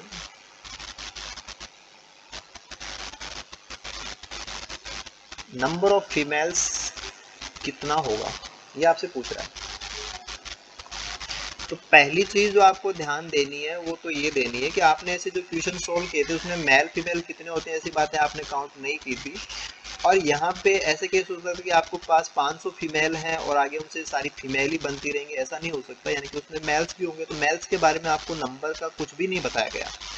तो जब मेल एंड फीमेल दोनों का नंबर बताया हुआ होता है तब तो हम इफेक्टिव पॉपुलेशन साइज वगैरह निकाल के उसके अकॉर्डिंग काम करते हैं, लेकिन यहाँ पे ओनली फीमेल के लिए बोला गया है, मेल का कोई नंबर नहीं है, तो हम इफेक्टिव पॉपुलेशन जो NE होता है उसको नहीं निकाल पाएंगे। तो NE जैसा कोई कॉन्सेप्ट आपको नहीं लगाना है। पहली बात, आपको केवल 500 हैं और 4 पीढ़ी बाद कितने हो जाएंगे अगर पर कैपिटा ग्रोथ रेट इतनी हो, राइट। तो ऐसा आपको सॉल्व करना है। तो इसके लिए हम जो फॉर्मूला यूज़ करते हैं कि दिस इज द एंटी की 4 पीढ़ी बाद कितने होंगे, तो स्टार्टिंग में कितने हैं आपके पास वो होते हैं, देन आप इसको मल्टीप्लाई करते हैं r की पावर t से, राइट। तो यस यू कैन कैलकुलेट। अब आप इसको कैलकुलेट कर लीजिए कि आपको बताना है कितने होंगे। स्टार्टिंग में आपने 500 ले रखे हैं और r आपके पास 1.5 है, इसकी पावर 4 हो जाएगी।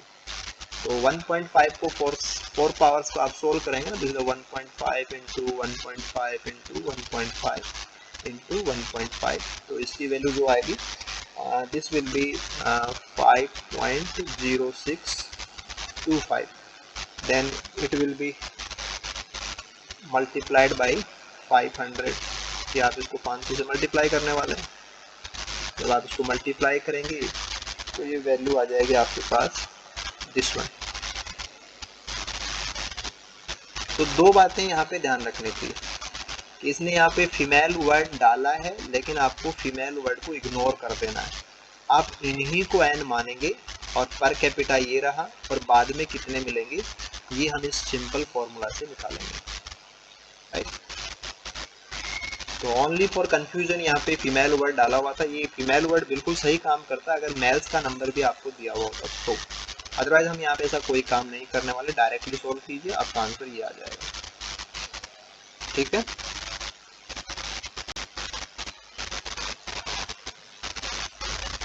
Okay, then the next one कि which one of the following statement is not true, यानी कि फॉल्स बात ढूंढनी है आपको, ठीक है। हर्बीवोर एनहांस, कि जो घास को खाने वाले हैं वो बढ़ा देंगे, क्या बढ़ा देंगे, the productivity of A productive ecosystem. Productive ecosystem का मतलब जहाँ पे सॉइल में न्यूट्रिएंट्स काफ़ी अच्छे हों और ग्रेजर्स अगर बार बार ग्रेजिंग करें तो वहाँ पे प्रोडक्टिविटी बढ़ जाएगी क्या। And reduce the productivity of an unproductive ecosystem, कि जहाँ पे अनप्रोडक्टिव है उसमें कुछ खा लिया तो प्रोडक्टिविटी कम हो जाएगी, और जहाँ पे सिस्टम अच्छा है वहाँ पे कुछ खाया तो क्या वहाँ पे प्रोडक्टिविटी बढ़ करके आएगी।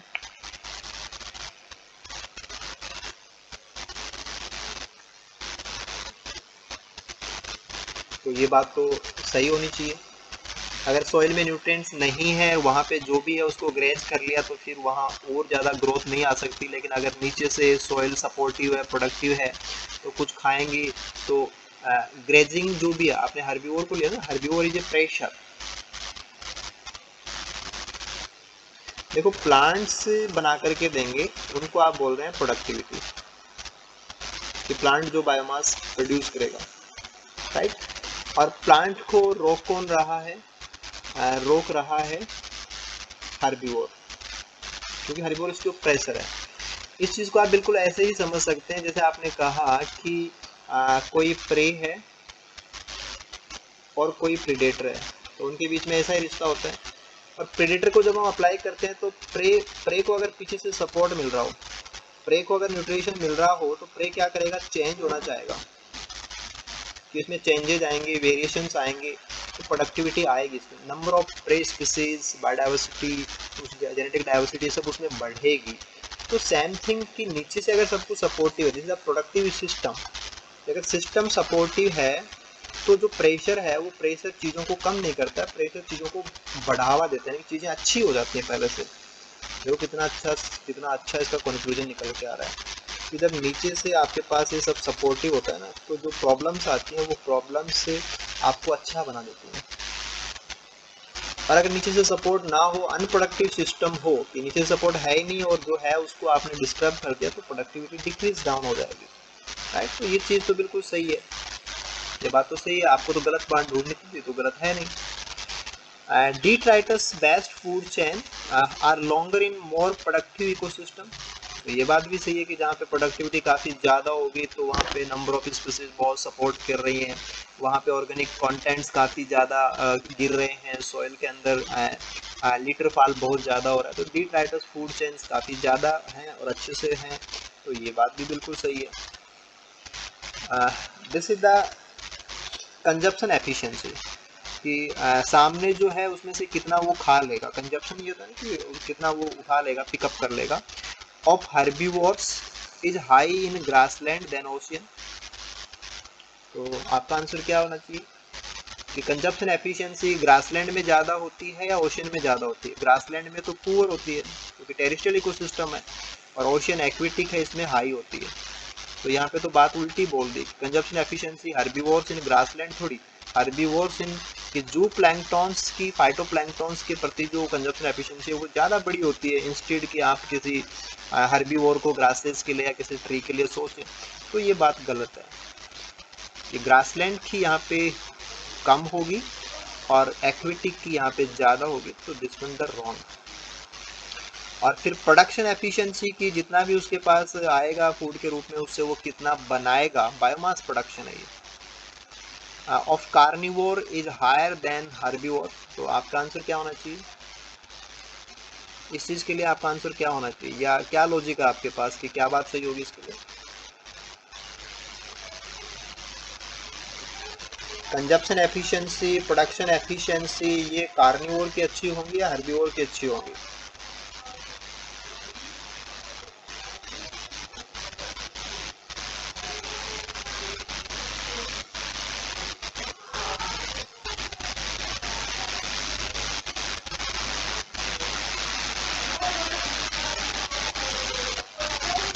शशिकला,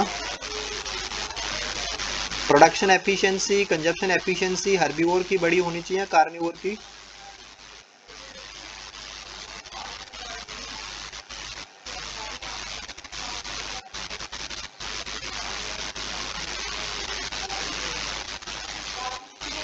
चंचल,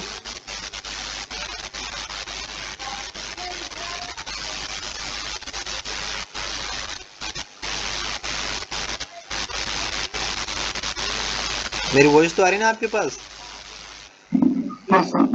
आंसर क्या होगा?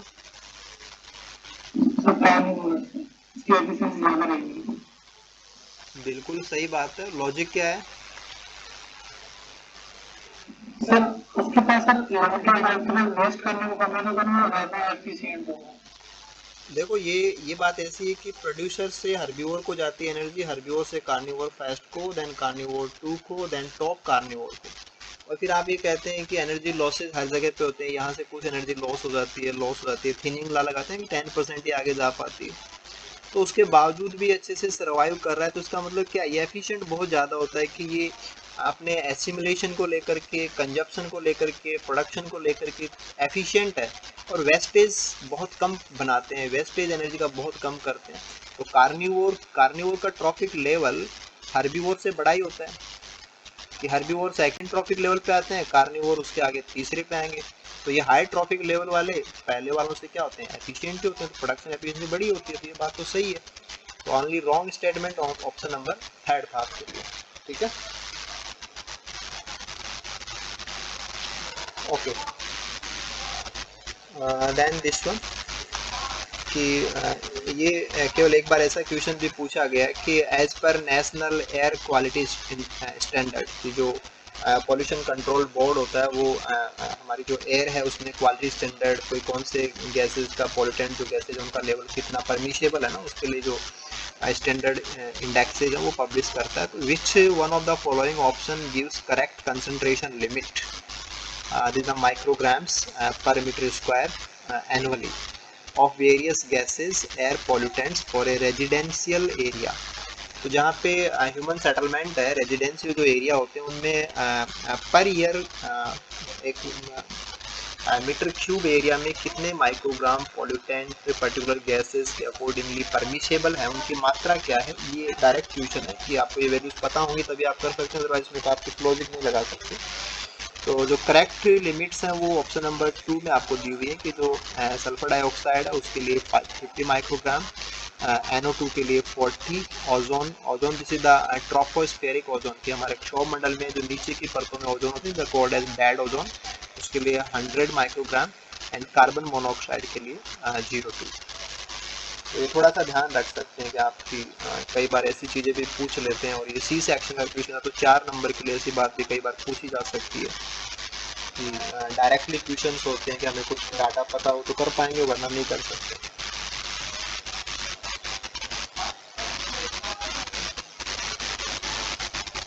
ओके, देन नेक्स्ट वन, कि which of the following set of observation is true with reference to a comparison. Comparison करना आपको एक्वेटिक का टेरिस्ट्रियल के साथ में, कि एक्वेटिक और टेरिस्ट्रियल को कंपेयर करते हुए कौन सी बात सही है वो आपको ढूंढना है। Number of trophic levels is more in aquatic than terrestrial, ये बात तो सही है। प्रोडक्टिविटी अपॉन बायोमास, की कितना सा बॉडी कितना बना देता है, is ratio is higher in terrestrial, नहीं वो लोअर होता है, तो यहाँ गलत हो जाएगा, तो this one is wrong. Number of trophic levels is more in terrestrial, नहीं टेरिस्ट्रियल में तो कम होते हैं, तो यहाँ पे गलत हो गया। ठीक है, और number of trophic levels is more in terrestrial, तो ये तो फिर गलत हो गया, यहाँ पे टेरेस्ट्रियल में नहीं होती। यहाँ पे सारी बातें सही है और आप इनको जानते भी होंगे इन सारी स्टेटमेंट्स की बातों को, कि number of trophic levels is more in aquatic, कि यहाँ पे जो फूड चेन्स होती हैं वो लंबी होती हैं और टेरेस्ट्रियल में छोटी होती हैं, क्योंकि जो एनर्जी ट्रांसफर है वो एफिशिएंट होता है एक्वेटिक में, टेरेस्ट्रियल में पुअर होता है। प्रोडक्टिव अपॉन बायोमास की छोटे छोटे जो जू फाइटोप्लैंक्टन्स हैं वो बहुत सारा बना देते हैं दिन भर के अंदर, तो प्रोडक्टिव अपॉन बायोमास रेशियो वो ग्रेटर होता है एक्वेटिक में, टेरेस्ट्रियल में छोटा होता है, तो ये बात भी सही है, ये बात भी सही है। Herbivore assimilation efficiency is higher in aquatic, तो एक्वेटिक वाले सारा, जैसे हर्बीवोर कौन होगा, एक्वेटिक का हर्बीवोर जू प्लैंक्टन है, तो जू प्लैंक्टन फाइटोप्लैंक्टन को पूरा कंज्यूम कर लेता है, तो वहाँ पे वो हायर ही है देन टेरेस्ट्रियल की। एक जो रैट है वो किसी सीड को पूरा नहीं खा पाता, या एक रेबिट है वो किसी ग्रास को पूरा नहीं खा पाता, तो वहाँ पे एसिमिलेशन खाता भी नहीं है और उसको एसिमिलेट भी नहीं कर पाता। तो एसिमिलेशन एफिशिएंसी का रिलेशन कि कंज्यूम कितना किया और रेस्पिरेशन में कितना कम वो वेस्ट कर रहा है, उस पर डिपेंड करता है। तो ये भी इनकी बड़ी होती है, क्योंकि ये बड़ा होगा तभी तो लंबी चेन्स एक्विटी की सपोर्ट हो रही है, प्रोडक्टिविटी बड़ा आ पा रहा है, तो यहाँ की सारी बातें करेक्ट हैं। तो सेवरल टाइम ऐसी बातें एसिमिलेशन को लेकर के, चेन्स को लेकर के, एक्विटिक में सब अच्छा होता है, टेरेस्ट्रियल का कंपैरिजन करें, तो ऐसी बातें बहुत बार पूछी जाती हैं, तो आपको इनके आइडिया बिल्कुल सही रहने चाहिए।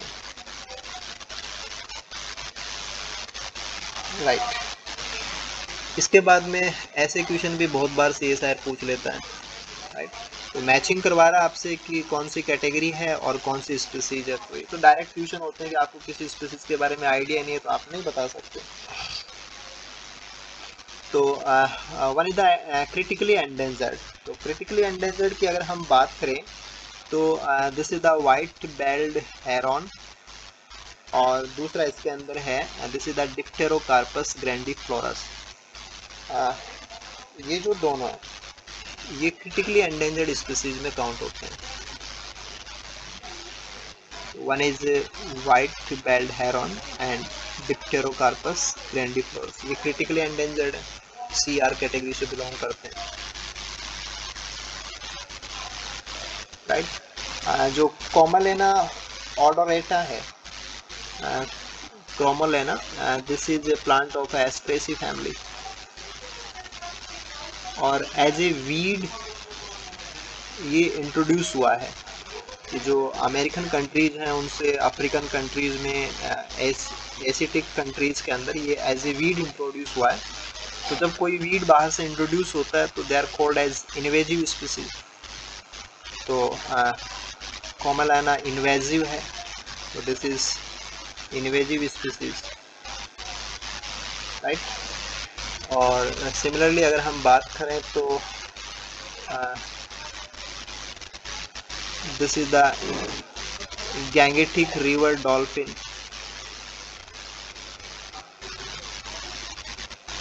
जो गैंगेटिक, जो गंगा में रहने वाली जो डॉल्फिन मछलियां हैं, दे आर एंडेंजर्ड, राइट। तो ए के लिए आपके पास होना चाहिए क्रिटिकली एंडेंजर्ड के लिए थर्ड एंड फोर्थ, डी के लिए आपके पास होना चाहिए सेकंड।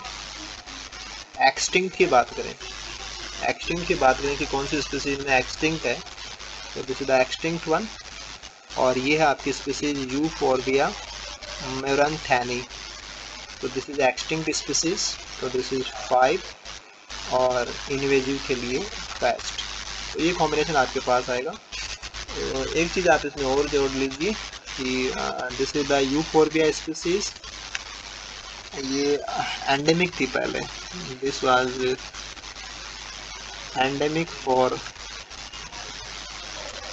पाल घाट, ठीक है। इसको थोड़ा सा याद करने की जरूरत इसलिए है क्योंकि पिछले पेपर में एक ऐसा क्वेश्चन पूछा गया था जिसमें पाल घाट का मेंशन था, और जो पालघाट एरिया है ये बिलोंग करता है वेस्टर्न घाट से, वेस्टर्न घाट्स, और आपने क्लास में लिया था कि western Ghat and eastern Himalaya ये दोनों इंडियन हॉट स्पॉट्स में काउंट होते हैं, और किसी एरिया को हॉट स्पॉट में काउंट करने के लिए वहाँ की बहुत सारी स्पीसीज कि आपने लिया था कि मोर देन 0.5% जो स्पीसीज हैं that should be of the total angiosperms वहाँ की एंडेमिक होनी चाहिए। तो वैसे ही ये स्पीसीज वहाँ पे पहले एंडेमिक थी, लेकिन अब यहाँ से ये एक्सटिंक्ट हो चुकी है, राइट। तो पालघाट क्या है, वेस्टर्न घाट्स, हॉट स्पॉट्स और ये एक्सटिंक्ट स्पीसीज, तो काफ़ी सारी चीज़ें हैं वो आपको ध्यान रहनी चाहिए। तो ऐसे क्वेश्चन भी कई बार आते हैं, राइट। इसमें थोड़ा सा आपको ध्यान ये रखना चाहिए कि अगर आपको थोड़ा सा इनका कंफर्मेटिव जैसा कुछ हो और उससे आपका कॉम्बिनेशन अगर जस्टिफाई हो रहा हो तो ही आप इनको करें। अदरवाइज क्या होता है कि ये रेड डाटा बुक में क्या अपडेट हो रहा है उसके ऊपर बेस करता है। तो अगर आपका अपडेट नहीं है तो हो सकता है कि आप एंडेंजर्ड मान रहे थे, वो क्रिटिकली एंडेंजर्ड की कैटेगरी में आ गए आप, तो ऐसे गलत हो जाएगा, राइट। तो परफेक्टली अगर पता हो तो ही हम ऐसे क्वेश्चन को करें। तो this is given in option number 3। Option number 3 में ये सब आपको सही मिल जाएगा।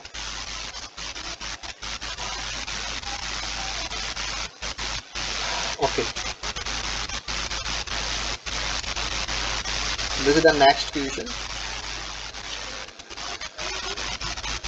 ये भी काफी अच्छा लेवल है क्वेश्चन का, बढ़िया बातें पूछी कि given below are the species accumulation curve. एक तो आपको स्पीसीज एक्यूमुलेशन कर्व दिया गया है एंड दूसरा है rarefaction curve. Rarefaction curve का मतलब कि जो विरलता होती है कि कम से कम ये या मिनिमम टू मिनिमम विरलता जो होती है। एक्यूमुलेशन का मतलब कि ये जुड़ता चला जाए कि ये भी था ये भी था, ऐसे स्पीसीज एक्यूमुलेशन कर्व।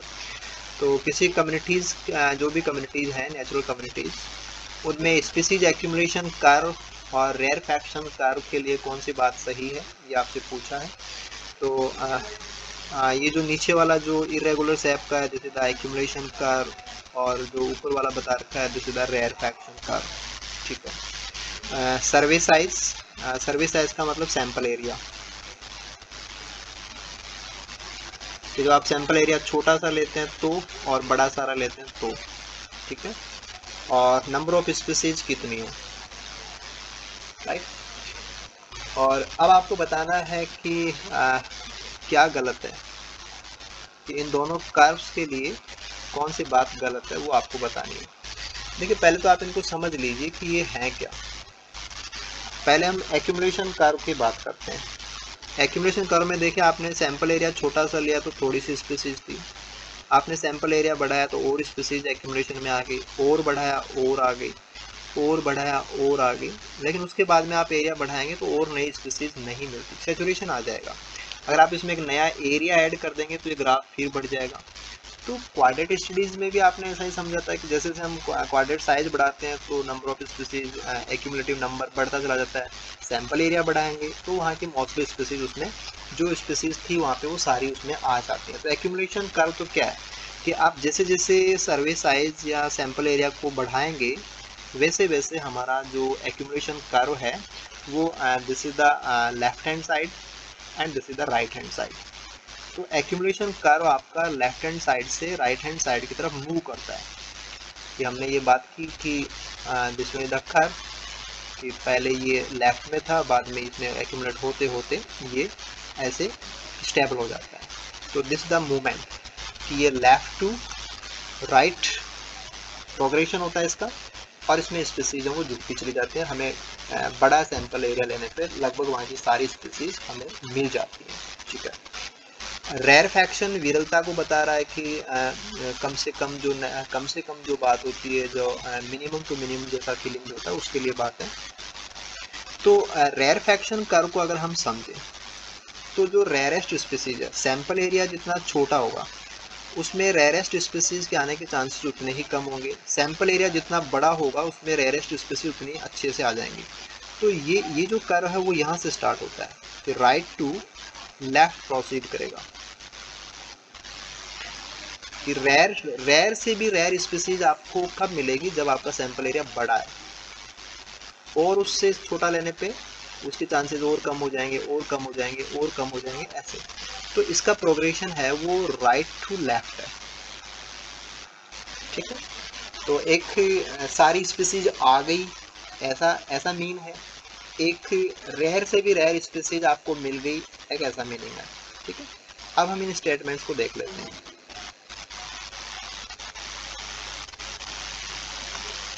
कि species accumulation curve move from left to right, तो वो तो लेफ्ट टू राइट ही है, and rarefaction curve moves from right to left, yes rarefaction इधर मूव करता है, तो एक्यूमुलेशन इधर करता है, रेयरफैक्शन इधर करता है, तो ये बात तो सही है, करेक्ट बात है, ठीक है। Species accumulation curve represent the total species richness of the assemblage, कि आपने टोटल स्पीसीज उसमें जुड़ गई है, इस बात को बताता है, तो ये भी सही बात है। जैसे जैसे आपने एरिया बढ़ाया सारी स्पीसीज आ गई, तो एक्यूमुलेट कर दिया उसमें, सब सारा रिचनेस आपके पास आ गया, राइट, ये भी सही बात थी। Rarefaction curve represent the mean of repeated resampling of all pool data, तो इसका जो मैथमेटिकल बैकग्राउंड है, रेयरफैक्शन जो कर्व है उसका जो मैथमेटिकल डेरिवेटाइजेशन होता है ना, उसका मीनिंग यही है कि ये जो मेथड है वो मेथड हमें यही जो वैल्यू है उसको बता रहा होता है। एक तो हमने थ्योरेटिकली बात की कि हमें रेयरेस्ट स्पीसीज मिल रही होती है, उसके लिए हम रेयरफैक्शन कर्व की बात कर रहे हैं, और यहाँ पे मैथमेटिकली इसका यही मतलब होता है कि जब हम रिपीटेड रीसैम्पलिंग करें, कि हमने सैंपल लेके देख लिया, फिर लेके देख लो, फिर लेके देख लो, और उनसे जो भी डाटा आ रहा है उन सारे डाटा को आप इकट्ठा कर लीजिए, ठीक है, और उनका मीन जो है कि ये तो आपको मिल ही गया, ये तो मिल ही गया रेयरेस्ट स्पीसीज, ये यही बताता है, तो ये बात भी सही है। और वन थिंग कि rarefaction curve is the realized, कि असलियत में या इकोलॉजिकल कंडीशंस होने के बावजूद होता है, उसके लिए रियलाइज वैल्यू होता है। Accumulation value, accumulation of the value the total species in the community, तो एक्यूमुलेशन नहीं है, रेयर फैक्शन के अंदर चीज़ें जुड़ जुड़ के मैक्सिमम इतना बन गया, ऐसा नहीं होता वो। तो वैसे नाम से ही समझ में आता है कि रेयर वर्ड, अगर आप इसको एक सिंगल वर्ड को लेकर के भी देखें तो भी थोड़ा सा आइडिया लग सकता है कि रेयर में तो जो रेयरेस्ट चीज़ होती है उसके लिए होना चाहिए, ना कि सबके लिए होना चाहिए, तो ये चीज़ यहाँ जा करके गलत हो जाती है और आपको गलत बात ही यहाँ पे बतानी थी। तो this is the answer, option number 4, ठीक है।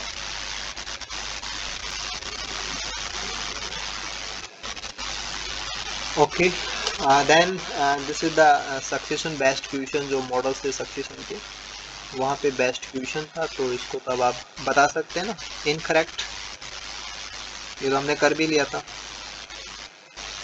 राइट। तो ऑप्शन नंबर सेकंड में यहाँ पे सारी बात सही है कि एक्स जो मॉडल ये है ये रिप्रेजेंट करता है, इनकरेक्ट, इनकरेक्ट है ना, तो एक्स टॉलरेंस को नहीं, ये फैसिलिटेशन मॉडल को करता है, तो टॉलरेंस गलत है यहाँ पे। और model Y inhibition, model Y inhibition model है क्या ये इनहिबिशन का है, तो क्या है ये, टॉलरेंस का है, ठीक है ना। तो छोटी सी बात कई बार पूछी गई है तो अब तो याद हो ही गई है, ठीक है ना, अब तो इससे दिक्कत होनी ही नहीं चाहिए। Okay, this is the next question.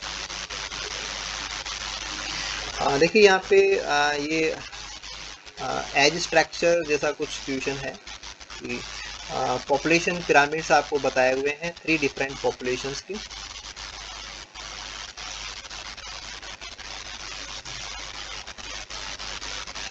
Okay, A B C, population A, population B and population C, ठीक है।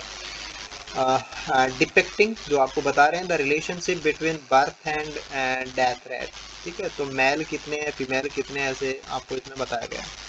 तो मेल फीमेल तो ऑलमोस्ट दोनों बराबर ही है, सिमिलरिटी जैसा है कि आप किसी भी पॉपुलेशन को देख लो, मेल फीमेल तो हर एक एज में बराबर जैसे ही आ रहे हैं।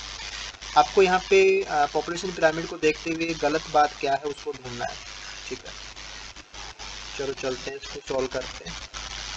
पॉपुलेशन बी, यहाँ की बात हो रही है, population B has slower growth rate than population A. Yes, growth rate के लिए आपको इसका जो प्री रिप्रोडक्टिव है, ये प्री रिप्रोडक्टिव है, ये रिप्रोडक्टिव है, और ये पोस्ट रिप्रोडक्टिव है, राइट। तो जहाँ जितने ज़्यादा प्री वाले होंगे वो अगली बार उतने ज़्यादा रिप्रोडक्टिव में जाएंगे, तो नंबर उतना ही बढ़ाएंगे, तो पॉपुलेशन बी हैज़ स्लोअर, तो यस यहाँ पे ये जो बेस इसका थोड़ा सा संकरा हो गया, ये स्लोअर के लिए रिप्रेजेंट कर रहा है, यहाँ पे बेस इसका ब्रॉड है तो ये फास्टर के लिए है, तो ये बात तो सही है। Population C has birth rate higher, नहीं, C has birth rate higher कैसे हो सकती है, अगर बर्थ रेट हायर होती तो ये लाइन आपकी इधर होती है ना, तो बर्थ रेट इसकी हायर नहीं है, तो ये गलत हो गया यहाँ पे। देन इट्स डेथ रेट, नहीं यहाँ पे तो डेथ रेट हायर है, तो ये गलत बात है। Population A represent a rapidly growing population, yes, इसका ब्रॉड बेस यही तो बताता है कि ये ग्रोथ ज़्यादा दे रही है यहाँ पे पॉपुलेशन, तो बात सही है। Population B has the highest death rate among the 3 population, तो इसके लिए आप अब ये पोस्ट रिप्रोडक्टिव वाला देख सकते हैं कि यहाँ पे ये सबसे ज़्यादा श्रिंक हो गया, तो हाईएस्ट डेथ रेट 3 पॉपुलेशन, ये बात यहाँ पे सही हो जाएगी। तो आपको गलत बात बतानी थी, तो ऑप्शन नंबर 2 यहाँ पे राइट हो जाएगा। ठीक है, ओके। ये भी काफ़ी अच्छा क्वेश्चन डिज़ाइन किया हुआ है ये। This is temporal isolation. तो दो प्रकार के आइसोलेशन, एक तो होता है स्पाशियल, स्पाशियल तो होता है स्पेस को लेकर के, और टेम्पोरल होता है टाइम को लेकर के। जब दो स्पीसीज आपस में स्ट्रगल कर रही होती हैं, दोनों अलग अलग स्पेस को ऑक्यूपाई कर लें, तो वो स्पाशियल अरेंजमेंट हो जाता है। रिसोर्स स्पेस एक रिसोर्स है, उसको उन्होंने बांट लिया, एक नीचे रहता है, एक ऊपर रहता है, ठीक है। ऐसे एक दिन में एक्टिव है, एक रात में एक्टिव है, एक इस सीजन में एक्टिव है, एक इस सीजन में एक्टिव, उन्होंने टाइम को पार्टनरिंग में डाल दिया, तो that is temporal isolation. Isolation का मतलब अलग अलग, यानी कि मैच नहीं करेंगे। इन ब्रीडिंग सीजन्स बिटवीन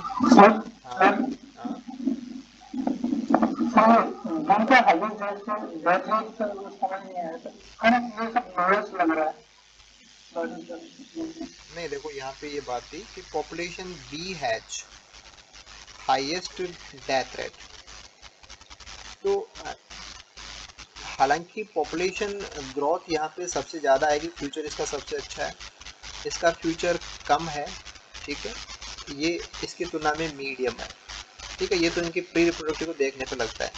लेकिन अगर हम डेथ रेट की बात करें, डेथ रेट का मतलब क्या है कि डेक्लाइन, डाइंग, ठीक है। तो डाइंग के लिए आपको कहाँ देखना है, इस पार्ट पे देखना है।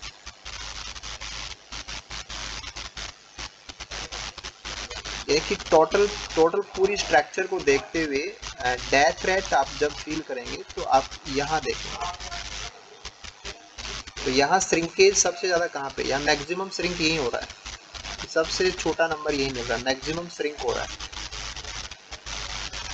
कि इस एज वाले कितने हैं और ये यहाँ पे उसके अनुपात में कितना कम हो जाता है। तो ये कम क्यों हो गया, तो जो रिप्रोडक्टिव में थे वो बहुत ज़्यादा है, पोस्ट में बहुत कम, इसका मतलब क्या है, यहाँ पे उनकी डेथ ही हुई है।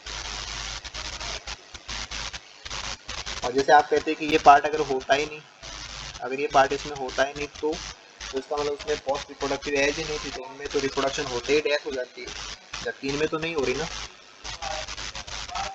हालांकि वो काम के नहीं है, आगे के फ्यूचर के लिए काम के नहीं है, लेकिन है तो सही। तो डेथ रेट किसकी बड़ी दिख रही है, इस पीक की वजह से, श्रिंकेज की वजह से, यहाँ आप बी को टिक करेंगे, ठीक है।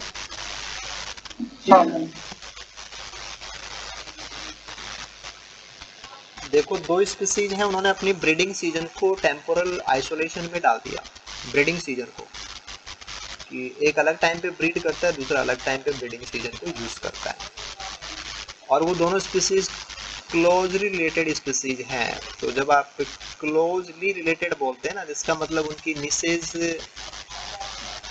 में सिमिलरिटी है कुछ, जब उनके करैक्टर मिलते जुलते हैं तो निसेज भी सेम सी होंगी ना। तो निसेज सेम होने पे कंप्लीटिव एक्सक्लूजन प्रिंसिपल लगेगा, तो उससे बचने का तरीका यही है कि आप करैक्टर डिस्प्लेसमेंट कर लो, रिसोर्स को बांट लो। इन्होंने सीजन को बांट लिया, ब्रीडिंग सीजन में बांट लिया कि एक स्पीसीज अलग सीजन में ब्रीड करती है, दूसरी सीजन में ब्रीडिंग करती है। तो given below are the breeding seasons of different species of frogs. तो species M N O P Q R है ना, species M, species N, species O, species P, species Q and species R, ये frog की species है, ठीक है। यहाँ पे देखिए जनवरी, फरवरी, मार्च, अप्रैल, मई, जून, जुलाई, अगस्त, सितंबर, अक्टूबर, नवंबर, दिसंबर, this is the time scale, 12 months आपको पूरा जो ईयर है वो आपको यहाँ पे बताया गया है। और आइसोलेशन का मतलब क्या है? आइसोलेशन का मतलब ये है कि वो ओवरलैप ना करें, राइट। तो देखिए अगर हम बात करते हैं यहाँ की, तो यहाँ देखिए यहाँ पे लगभग, यहाँ पे इनएक्टिव है एम, यहाँ पे इनएक्टिव है, यहाँ पे एक्टिव है और यहाँ पे एक्टिव है। तो लगभग एक पार्ट ऐसा है जिसमें ये ओवरलैप सा कर रहा है, ठीक है। इसमें आप देखें तो दिस वन,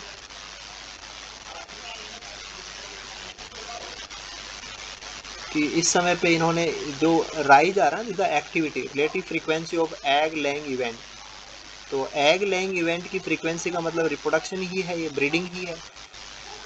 वाई एक्सिस के ऊपर आप ब्रीडिंग जैसा है देखेंगे। तो जब ये ब्रीड कर रहा है, अब यहाँ पे देखना क्या था कि जब ये ब्रीड कर रहा है इस टाइम पे, और उसी टाइम पे ये भी ब्रीड कर रहा है। हालांकि मार्च में तो लगता है कि नहीं है, लेकिन अप्रैल में देखिए, अप्रैल में तो ये इसको ओवरलैप कर गया, तो ये आइसोलेशन नहीं है, राइट।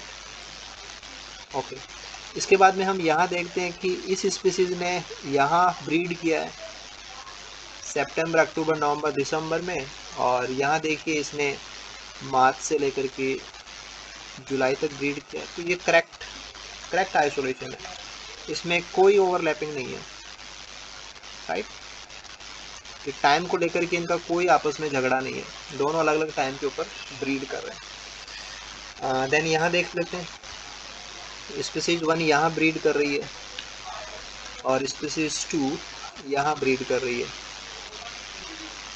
हालांकि इसकी ब्रीडिंग सीजन 1 है, इसकी 2 है, लेकिन टाइम को लेकर के कहीं भी क्लैश नहीं कर रही, टाइम को लेकर के कोई प्रॉब्लम नहीं है, इनको आइसोलेट है प्रॉपरली।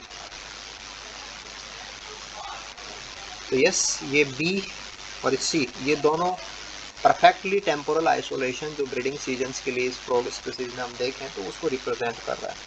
तो प्लॉट बी एंड सी ये इसको रिप्रेजेंट कर रहे हैं। तो विच of the above represent temporal isolation, तो ये कर रहा है, फेस्ट वाले में नहीं है, ये नहीं कर रहा।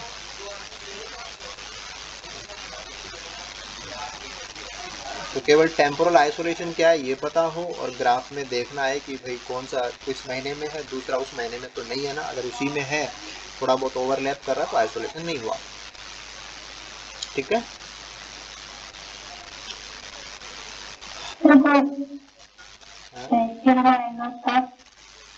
दोबारा बोलिए।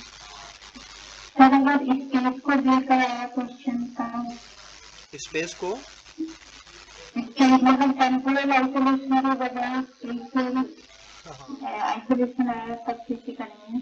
तो उसमें फिर क्या होना चाहिए बताओ आप ही जरा। उसमें यहाँ पे टाइम, यहाँ पे टाइम नहीं आएगा, यहाँ पे हैबिटाट आएंगे फिर,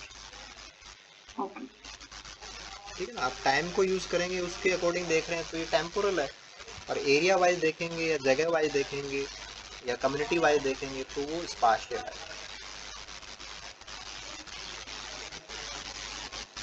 ठीक है। ये जो क्वेश्चन था ये आपने स्पीसीज इंटरेक्शन का क्वेश्चन था, ये हमने कर लिया था पहले, राइट। इसमें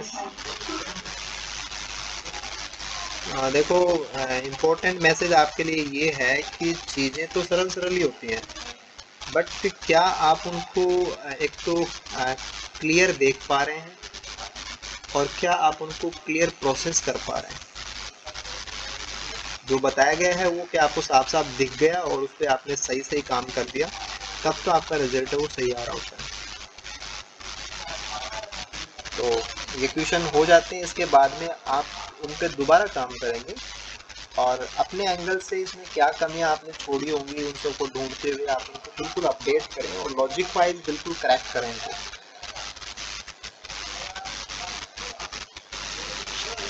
ठीक है। This is the next one, कि ऐसे सिंपल क्वेश्चन भी आपको कई बार मिल सकते हैं कि in order to survive in non aquatic environment. तो ये तो प्रॉब्लम है CSIR की, वो सीधा तो ज़्यादा नहीं बोलता, वो ट्विस्ट करके बोलता है। तो नॉन एक्वेटिक क्यों बोल रहा है, टेरिस्ट्रियली बोल दो ना उसको। तो स्थलीय आवासों के हिसाब से आपको सोचना है। प्लांट्स एक्वायर सेवरल एडेप्टेशंस, तो जमीन पर रहने वाले पौधों में बहुत सारे एडेप्टेशन पाए जाते हैं विच स्पेशलाइज फंक्शन, और वो कुछ काम आते हैं। तो given below A list, column A में आपको करैक्टर्स दिए हुए हैं और उनका रोल आपको यहाँ कॉलम बी में दिया हुआ है। तो वैक्सी क्यूटिकल क्या करती है, थिकन लिग्निफाइड सेल वॉल क्या करती है, होम्योहाइड्री क्या करता है, पिगमेंटेशन क्या करता है, करेक्ट मैचिंग करनी है आपको, राइट। तो नंबर 1 बात की जो वैक्सी क्यूटिकल है इसका कनेक्शन किससे हो सकता है कि this is for restrict water loss. तो ए में आपको थर्ड चाहिए, राइट। तो ए में थर्ड चाहिए, तो दिस वन ऑप्शन नंबर 2 केवल यहीं पे है, बाकी तो कहीं है ही नहीं, तो ये आपका राइट आंसर है। ओके, देन बात करते हैं कि जो लिग्निफाइड सेल वॉल और काफ़ी मोटी सेल वॉल, तो थोड़ा सा आइडिया तो होना चाहिए कि जब सेल वॉल में एक डेड डिकम्पोजिशन होता है प्लाज्मा मेम्ब्रेन से बाहर, सेल वॉल को तो इकट्ठा करके बनाया जाता है ना, उसको डिपोजिट किया जाता है। थिकनिंग जब भी होती है तो वो तो डिपोजिशन है, और जितना ज़्यादा डिपोजिशन होता है उतना ही ज़्यादा जो सेल है वो रिजिड भी हो जाएगी, उसमें स्ट्रेंथ आएगी। तो this is for mechanical support की मजबूती आती है इससे। तो बी फॉर 1। तो अगर ये चीज़ पता थी तो भी आपका आंसर यही आ रहा था। अब देखिए कई बार कितना सिंपल होता है कि अगर आपको क्यूटिकल का रोल पता है तो भी आंसर आ गया, अगर आपको स्ट्रेंथ लिग्निफिकेशन या थिकनिंग से आती है ये चीज़ पता हो तो भी आ जाएगा, ठीक है। होम्योहाइड्री जो होती है कि जो वाटर बैलेंस जो होता है कि वाटर की जो होम्यो कंडीशन होती है कि वाटर बैलेंसिंग जो सीट होती है पूरी बॉडी के अंदर वाटर का जो लेखा जोखा होता है उसका कनेक्शन किस चीज़ से है, that is for vascular system. तो दिस इज सी फॉर, इससे भी हो रहा था क्वेश्चन पे, राइट। और इसके बाद में अगर हम बात करें कि पिगमेंटेशन है वो एक्सेस सनलाइट से प्रोटेक्ट कराने का काम कर सकते हैं, दिस इज सेकंड। तो यहाँ तो ये क्वेश्चन इतना शानदार तरीके से बनाया गया था कि इसमें तो कोई ऑप्शन ही नहीं था कि केवल यही चीज़ आप किसी भी एंगल से करते तो भी ऑप्शन यही आना था, राइट। ओके ना,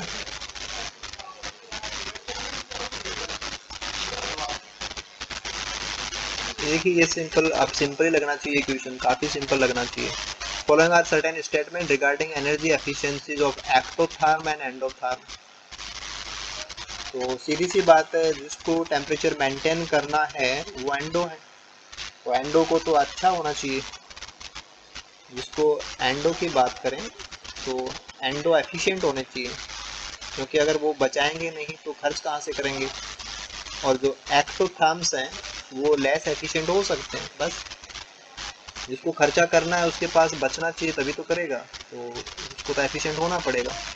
तो ectotherms have high assimilation efficiency but low production efficiency. क्या ये बात सही है क्या? नो, ये बात यहाँ पे गलत है। एंडोथर्म्स की हाई होती है, एंडो की कम होगी, तो यहाँ गलत है, ये स्टेटमेंट रॉन्ग आपका। एक्टोथर्म्स हैव लो एसिमिलेशन, सही बात है, efficiency but high production efficiency. क्या ऐसा होता है? क्योंकि वो मेंटेनेंस में खर्च नहीं करेंगे ना, हाई प्रोडक्शन आप कहाँ से लाएंगे कि उनका मेंटेनेंस चार्ज कम है, क्योंकि वो तो बाहर से अपने आप को सेट कर लेते हैं तो उनके पास बचेगा ज़्यादा तो वो प्रोड्यूस ज़्यादा करेंगे, तो ये बात सही है। एंडोथर्म्स है हाई एसिमिलेशन, ठीक है ये बात सही है, बट लो प्रोडक्शन क्योंकि उनके खर्चे लग जाते हैं, तो ये बात भी सही है। और एंडोथर्म्स हैव लो, गलत कर दीजिए, ठीक है। तो बचता है आपके पास बी एंड सी है, option number 2 will be the right. तो देखिए कि ये छोटी छोटी बातें एसिमिलेशन को लेकर के, कंजप्शन को लेकर के, एफिशिएंसीज को लेकर के, एंडोथर्म, एक्टोथर्म, स्मॉल साइज, बड़ी size, lower trophic, high trophic, बहुत सारे एंगल से क्वेश्चन बनाते हैं बार बार, लेकिन मैटर वही होता है, ठीक है। ये कुछ एनवायरमेंटल इश्यूज से जुड़ी हुई कुछ इंटरनेशनल जो एफर्ट्स हैं उन पे बेस्ड क्वेश्चन है, ये भी डायरेक्ट मेमोरी बेस्ड बातें हैं कि अगर आपको पता है तो आप कर पाएंगे। ये इंटरनेशनल एनवायरनमेंट एग्रीमेंट्स हैं कुछ, और उसमें कौन सी बात शामिल थी, एरिया क्या कवर करता था, ये था। तो अगर हम बात करें कि जो बेसल कन्वेंशन है, ये बेसल कन्वेंशन जो मीटिंग थी इसका कनेक्शन जिस चीज़ से है, this is the control of trans boundary कि एक देश से दूसरे देश में जो मटेरियल जाता है of the hazardous waste, mostly जो ई वेस्ट वगैरह हैं, केमिकल्स वगैरह हैं, तो उनका प्रॉपर डिस्पोजल, कि उनका मूवमेंट, एक कंट्री से दूसरे कंट्री में मूवमेंट एंड जो उनका प्रॉपर डिस्पोजल है उसको करेक्ट रखने के लिए, उसको कंट्रोल करने के लिए कि सारे देश मिलकर के प्रयास करें कि जो भी ट्रांस बाउंड्री मूवमेंट है हैजार्डस वेस्ट का और उनका डिस्पोजल वो प्रॉपरली हो। तो this is for second one. जो कार्टेजिना प्रोटोकॉल है, कार्टेजिना प्रोटोकॉल का जो कनेक्शन है कि इसका जो कनेक्शन है दिस इज फॉर बायोसेफ्टी, कि बायोसेफ्टी जो इश्यूज होते हैं, बायोसेफ्टी को एनहेंस करने के लिए क्या एफर्ट्स ग्लोबल लेवल पे किए जा सकते हैं, उसके लिए ये था। तो this is for first, this is for second. और जो क्योटो प्रोटोकॉल है, Kyoto protocol for persistent organic pollutants, की जो हमारे एटमॉस्फेयर के अंदर जो CFCs वगैरह हैं जो परसिस्टेंट है, लंबे समय तक बनी रहती हैं, एज ए पॉल्यूटेंट काम करती हैं, तो उनको मिनिमाइज करने के लिए ये इंटरनेशनल ये मीटिंग थी, इंटरनेशनल एग्रीमेंट था। तो दिस इज फॉर एंड जो स्टॉकहोम कन्वेंशन थी इसका कनेक्शन है ग्रीन हाउस गैसेस का जो एमिशन है उसको कम करने के लिए, कि सारे देश मिलकर के ग्रीन हाउस गैसेस का जो प्रोडक्शन हो रहा है ग्लोबल लेवल के ऊपर उसको कम करें। So this is 2143, 2143, 2143. सर ये होता है सर, ये तो मैंने जो था वो ग्रीन हाउस के लिए था और इसमें मैंने ये sir organic commission. Yes, yes, yes. 2134. Yes, आप यहाँ पे आएंगे 2134।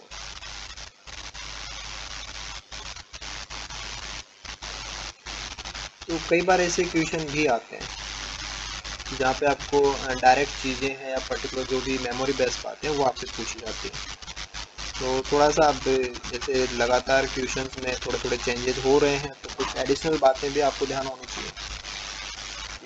हालांकि ऐसे क्वेश्चन CSIR को नहीं पूछने चाहिए क्योंकि ये एनालिटिकल पेपर होता है, इसमें डायरेक्ट मेमोरी बेस्ड चीज़ें नहीं आनी चाहिए, लेकिन वो डाल रहा है, डाटा भी पूछ रहा है, ठीक है, तो फिर भी आपको अपडेट तो रखना पड़ेगा अपने आप को।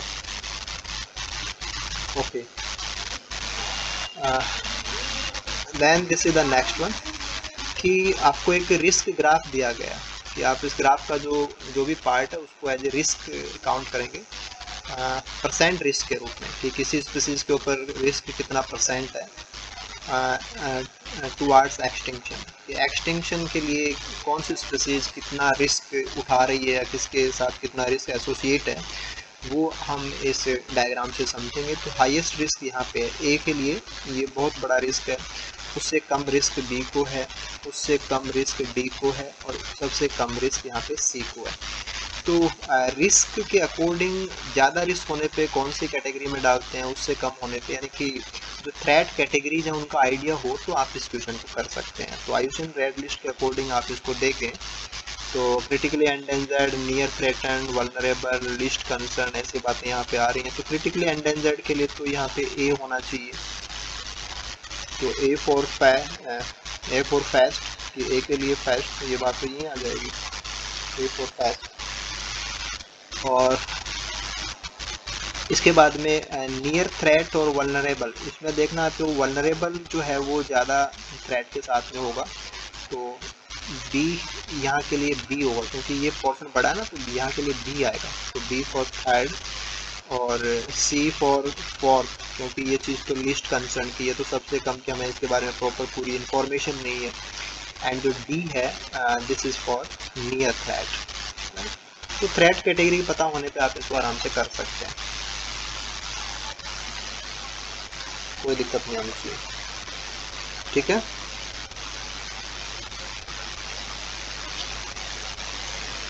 ओके, ये एक अच्छा क्वेश्चन है और यहाँ पे कुछ एडिशनल बातें आपको मिल जाएंगी जो आप ऐड करेंगे।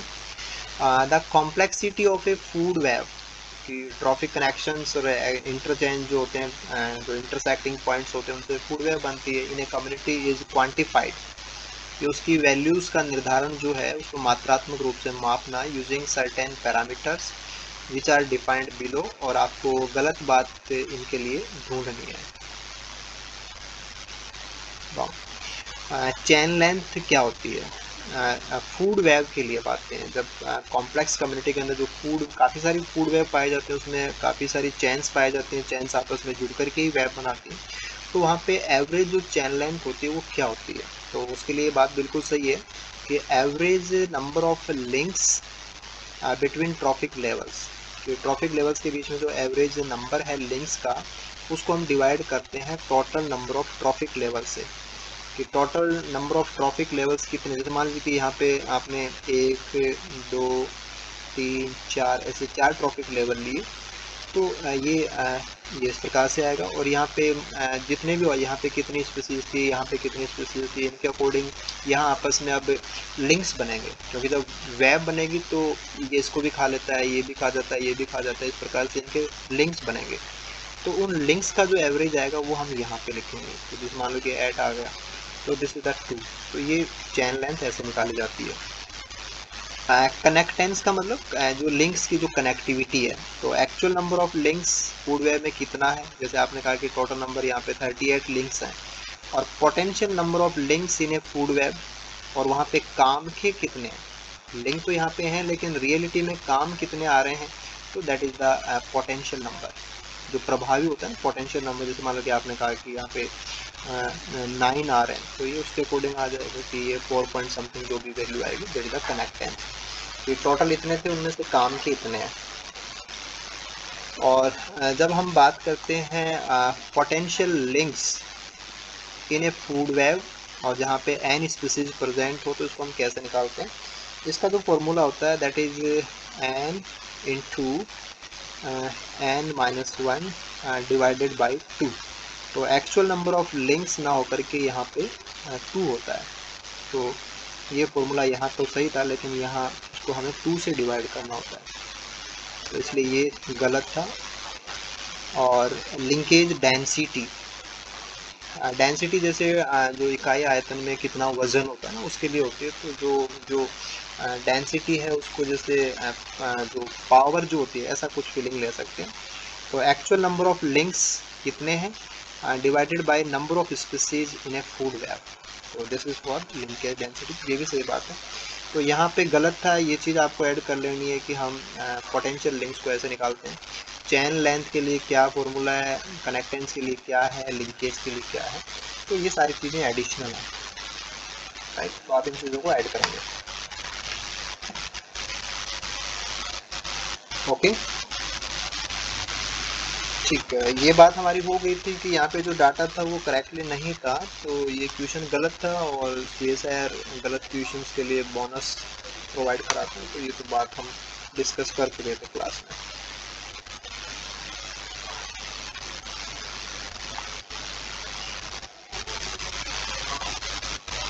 ठीक है, देखिए यहाँ पे जो क्वेश्चन है, देखिए the next one, grassland plots हैं आपके पास with varying number of grass species. तो number of grass species X axis पे है, right. Were cultivated for 10 years, 10 सालों तक आपने ग्रास स्पीसीज को कल्टीवेट किया। At the end of the experiment total plant cover was measured. तो cover measured, तो आपने क्लास में देखा था कि 2 प्रकार के कवर होते हैं, एक होता है कैनोपी कवर, एक होता है बेसल कवर। तो एक्चुअल जो ग्राउंड एरिया जो स्टेम के ट्रांसैक्शन के द्वारा ऑक्यूपाइड होता है that is for basal area, तो आपको यहाँ पे बेसल एरिया ही यूज करना है। Soil nitrogen was also measured to assess its utilization by plants, की सॉइल में नाइट्रोजन कितनी है ये भी आपने। तो ये तो देखो total plant cover, total plant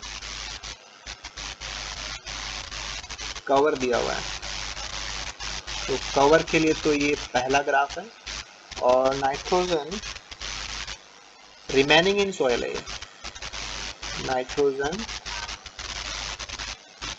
remaining in soil. तो थोड़ा सा तरीका होता ही है, CSIR कई बार ऐसी ट्विस्टिंग डालता है। नाइट्रोजन रिमेनिंग का मतलब ये है कि कितनी नाइट्रोजन यूटिलाइज हो गई। तो नाइट्रोजन यूटिलाइज्ड जैसा आपको यहाँ से वाई एक्सिस से इस ग्राफ में निकालना है प्लॉट नंबर 2 से, ठीक है। The relationships are shown in the following plots, ठीक है।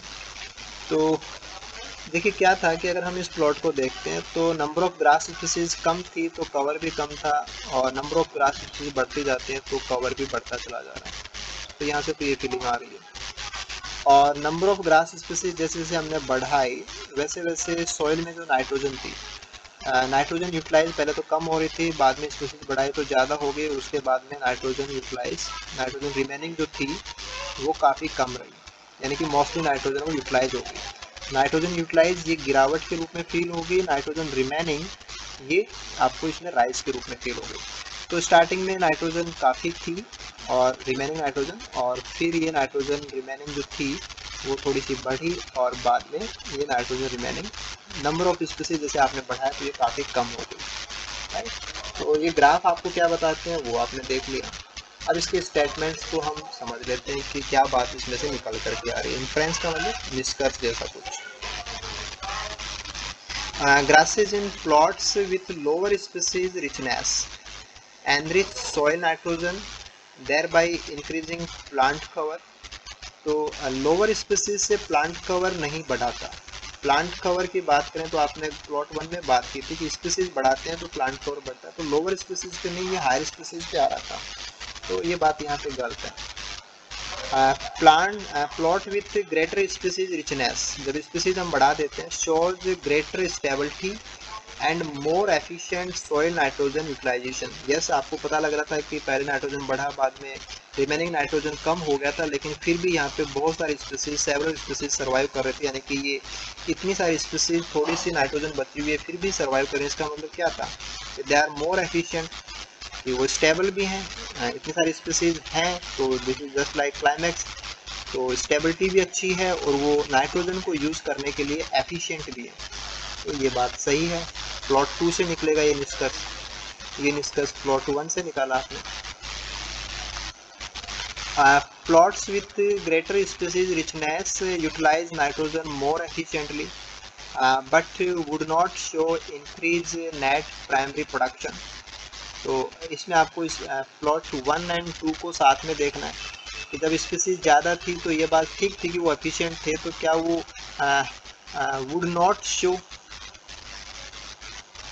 प्राइमरी प्रोडक्टिविटी क्या नहीं बढ़ी क्या उनकी।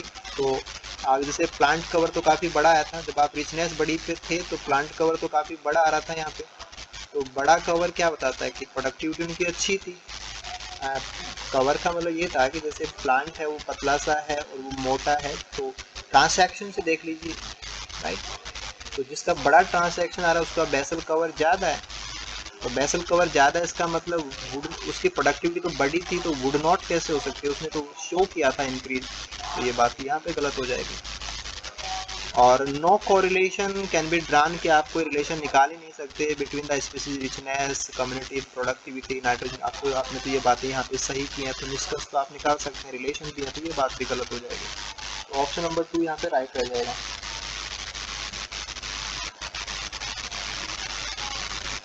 ठीक है,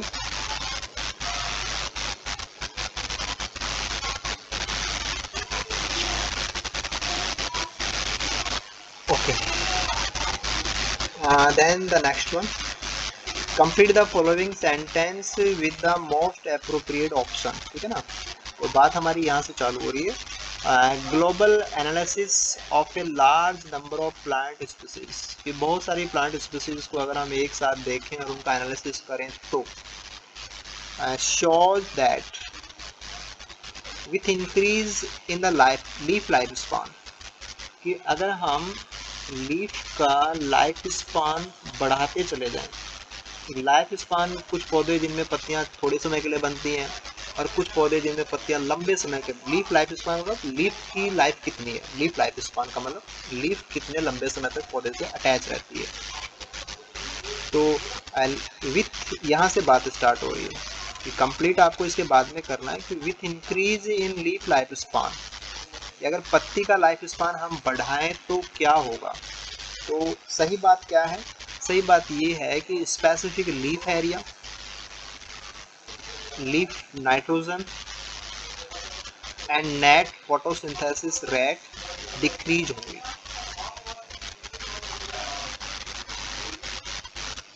लॉजिक क्या आपके पास, आप कैसे कहेंगे कि यही बात सही है। एक आप लीफ को काउंट एज ए सिस्टम और जस्ट लाइक एन ऑर्गेनिज्म, तो जिस ऑर्गेनिज्म को लंबे समय तक, जैसे लीफ को लंबे समय तक सस्टेन करना है, प्रोडक्टिव रहना है, उसको वाइटल उसके सारे फंक्शंस उसको करने हैं, तो वो क्या करेगी, स्पेसिफिक लीफ एरिया, एक तो बड़ा सिस्टम होगा तो वो लंबा चलेगा, या एक छोटा सिस्टम होगा तो वेस्टेज कम करेगा, जितना वेस्टेज कम करेगा उतना लाइफ स्पान बड़ा होगा, तो स्पेसिफिक लीफ एरिया उसका कम होना चाहिए, leaf nitrogen and net photosynthesis rate उसकी कम होनी चाहिए, तभी वो लंबे समय तक सस्टेन कर सकते हैं। लॉन्गर सस्टेन करने के लिए जरूरी है।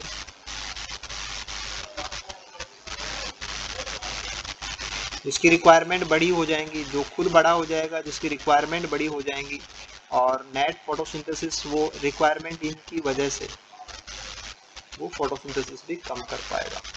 तो this is the right one.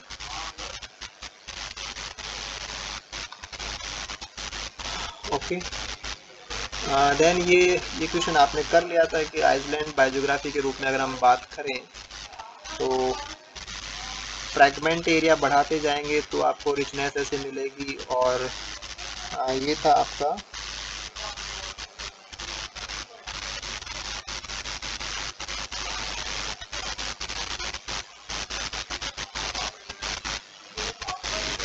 जो फ्रेगमेंटेड पार्ट बने थे, आपने जो फ्रेगमेंटाइज किया ना, तो फ्रेगमेंट जितना फ्रेगमेंटाइजेशन ज़्यादा हो जाएगा, रिचनेस उतनी कम हो जाएगी।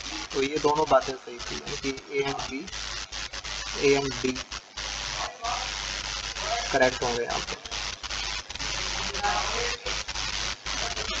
ये तो आपने क्लास में डिस्कस कर लिया था वैसे, हालांकि ये जो आइसलैंड बायोजियोग्राफी मॉडल है विल्सन मैकार्थर वाला, उस पर बेस्ट क्वेश्चन था। ठीक है, तो देखो the A and D, option number 2 यहाँ पे राइट हो जाएगा।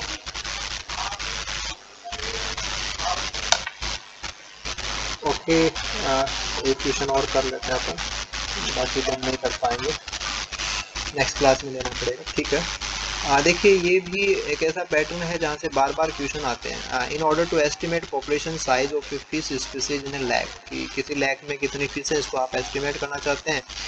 रिसर्चर कैप्चर 100 की, उसने कैप्चर 100 की लैक एंड मार्क देम, फिर उनको मार्क कर दिया, ठीक है, मार्क करके उनको वापस छोड़ दिया ना। कैप्चर रिकैप्चर एक्सपेरिमेंट आपने समझ लिया था, तो सही होता है। तो उन पे टैग लगा दिए थे, मछलियाँ पकड़ी, उन पे टैग लगा के वापस जेल में डाल दिया। एक सप्ताह बाद में the researcher returns to the lake and catches 150, तो ये रिकैप्चर हो रहा है उसका। तो रिकैप्चर में वो 150 फिशेज को उसमें से निकालता है, and find that 25 of them are previously tagged, तो 25 इसमें से कैसी हैं, मार्क्ड है, राइट। तो टोटल फिश कितनी है कि आप एज्यूमिंग नो एमिग्रेशन की, ना कोई झील से बाहर गया है ना कोई झील के अंदर आया है, आप इन चीज़ों को नेगलेक्ट कर देंगे, केवल वहाँ का ही सिस्टम था, तो कैप्चर रिकैप्चर डाटा आपके पास आ गया है, तो आप बता सकते हैं कि कितनी थी।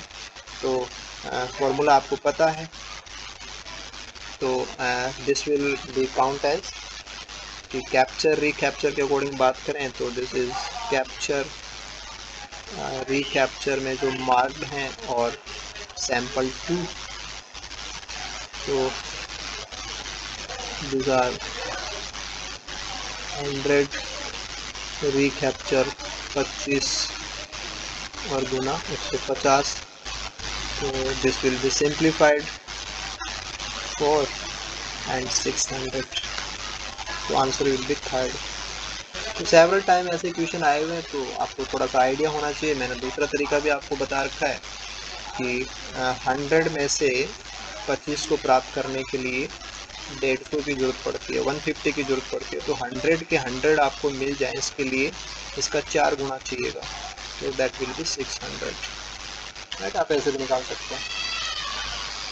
ठीक है, तो ये तो कुछ क्वेश्चंस हमारे हो गए और अभी भी कुछ क्वेश्चंस हमारे बचे हुए हैं, उनको हम नेक्स्ट क्लास में ले पाएंगे। ठीक है, थोड़े से क्वेश्चन रह गए हैं। देन आफ्टर लास्ट पेपर के क्वेश्चन कुछ बचे हुए हैं, कुछ आप लोगों के भी 1-2 क्वेश्चन मेरे को सेंड किए हुए हैं व्हाट्सएप ग्रुप पे, उनको भी ले लेते हैं, तो इनको हम नेक्स्ट क्लास में ले पाएंगे। ठीक है, इन क्लासेस के रिगार्डिंग कोई क्यूरी हो तो आप मुझे बता सकते हैं।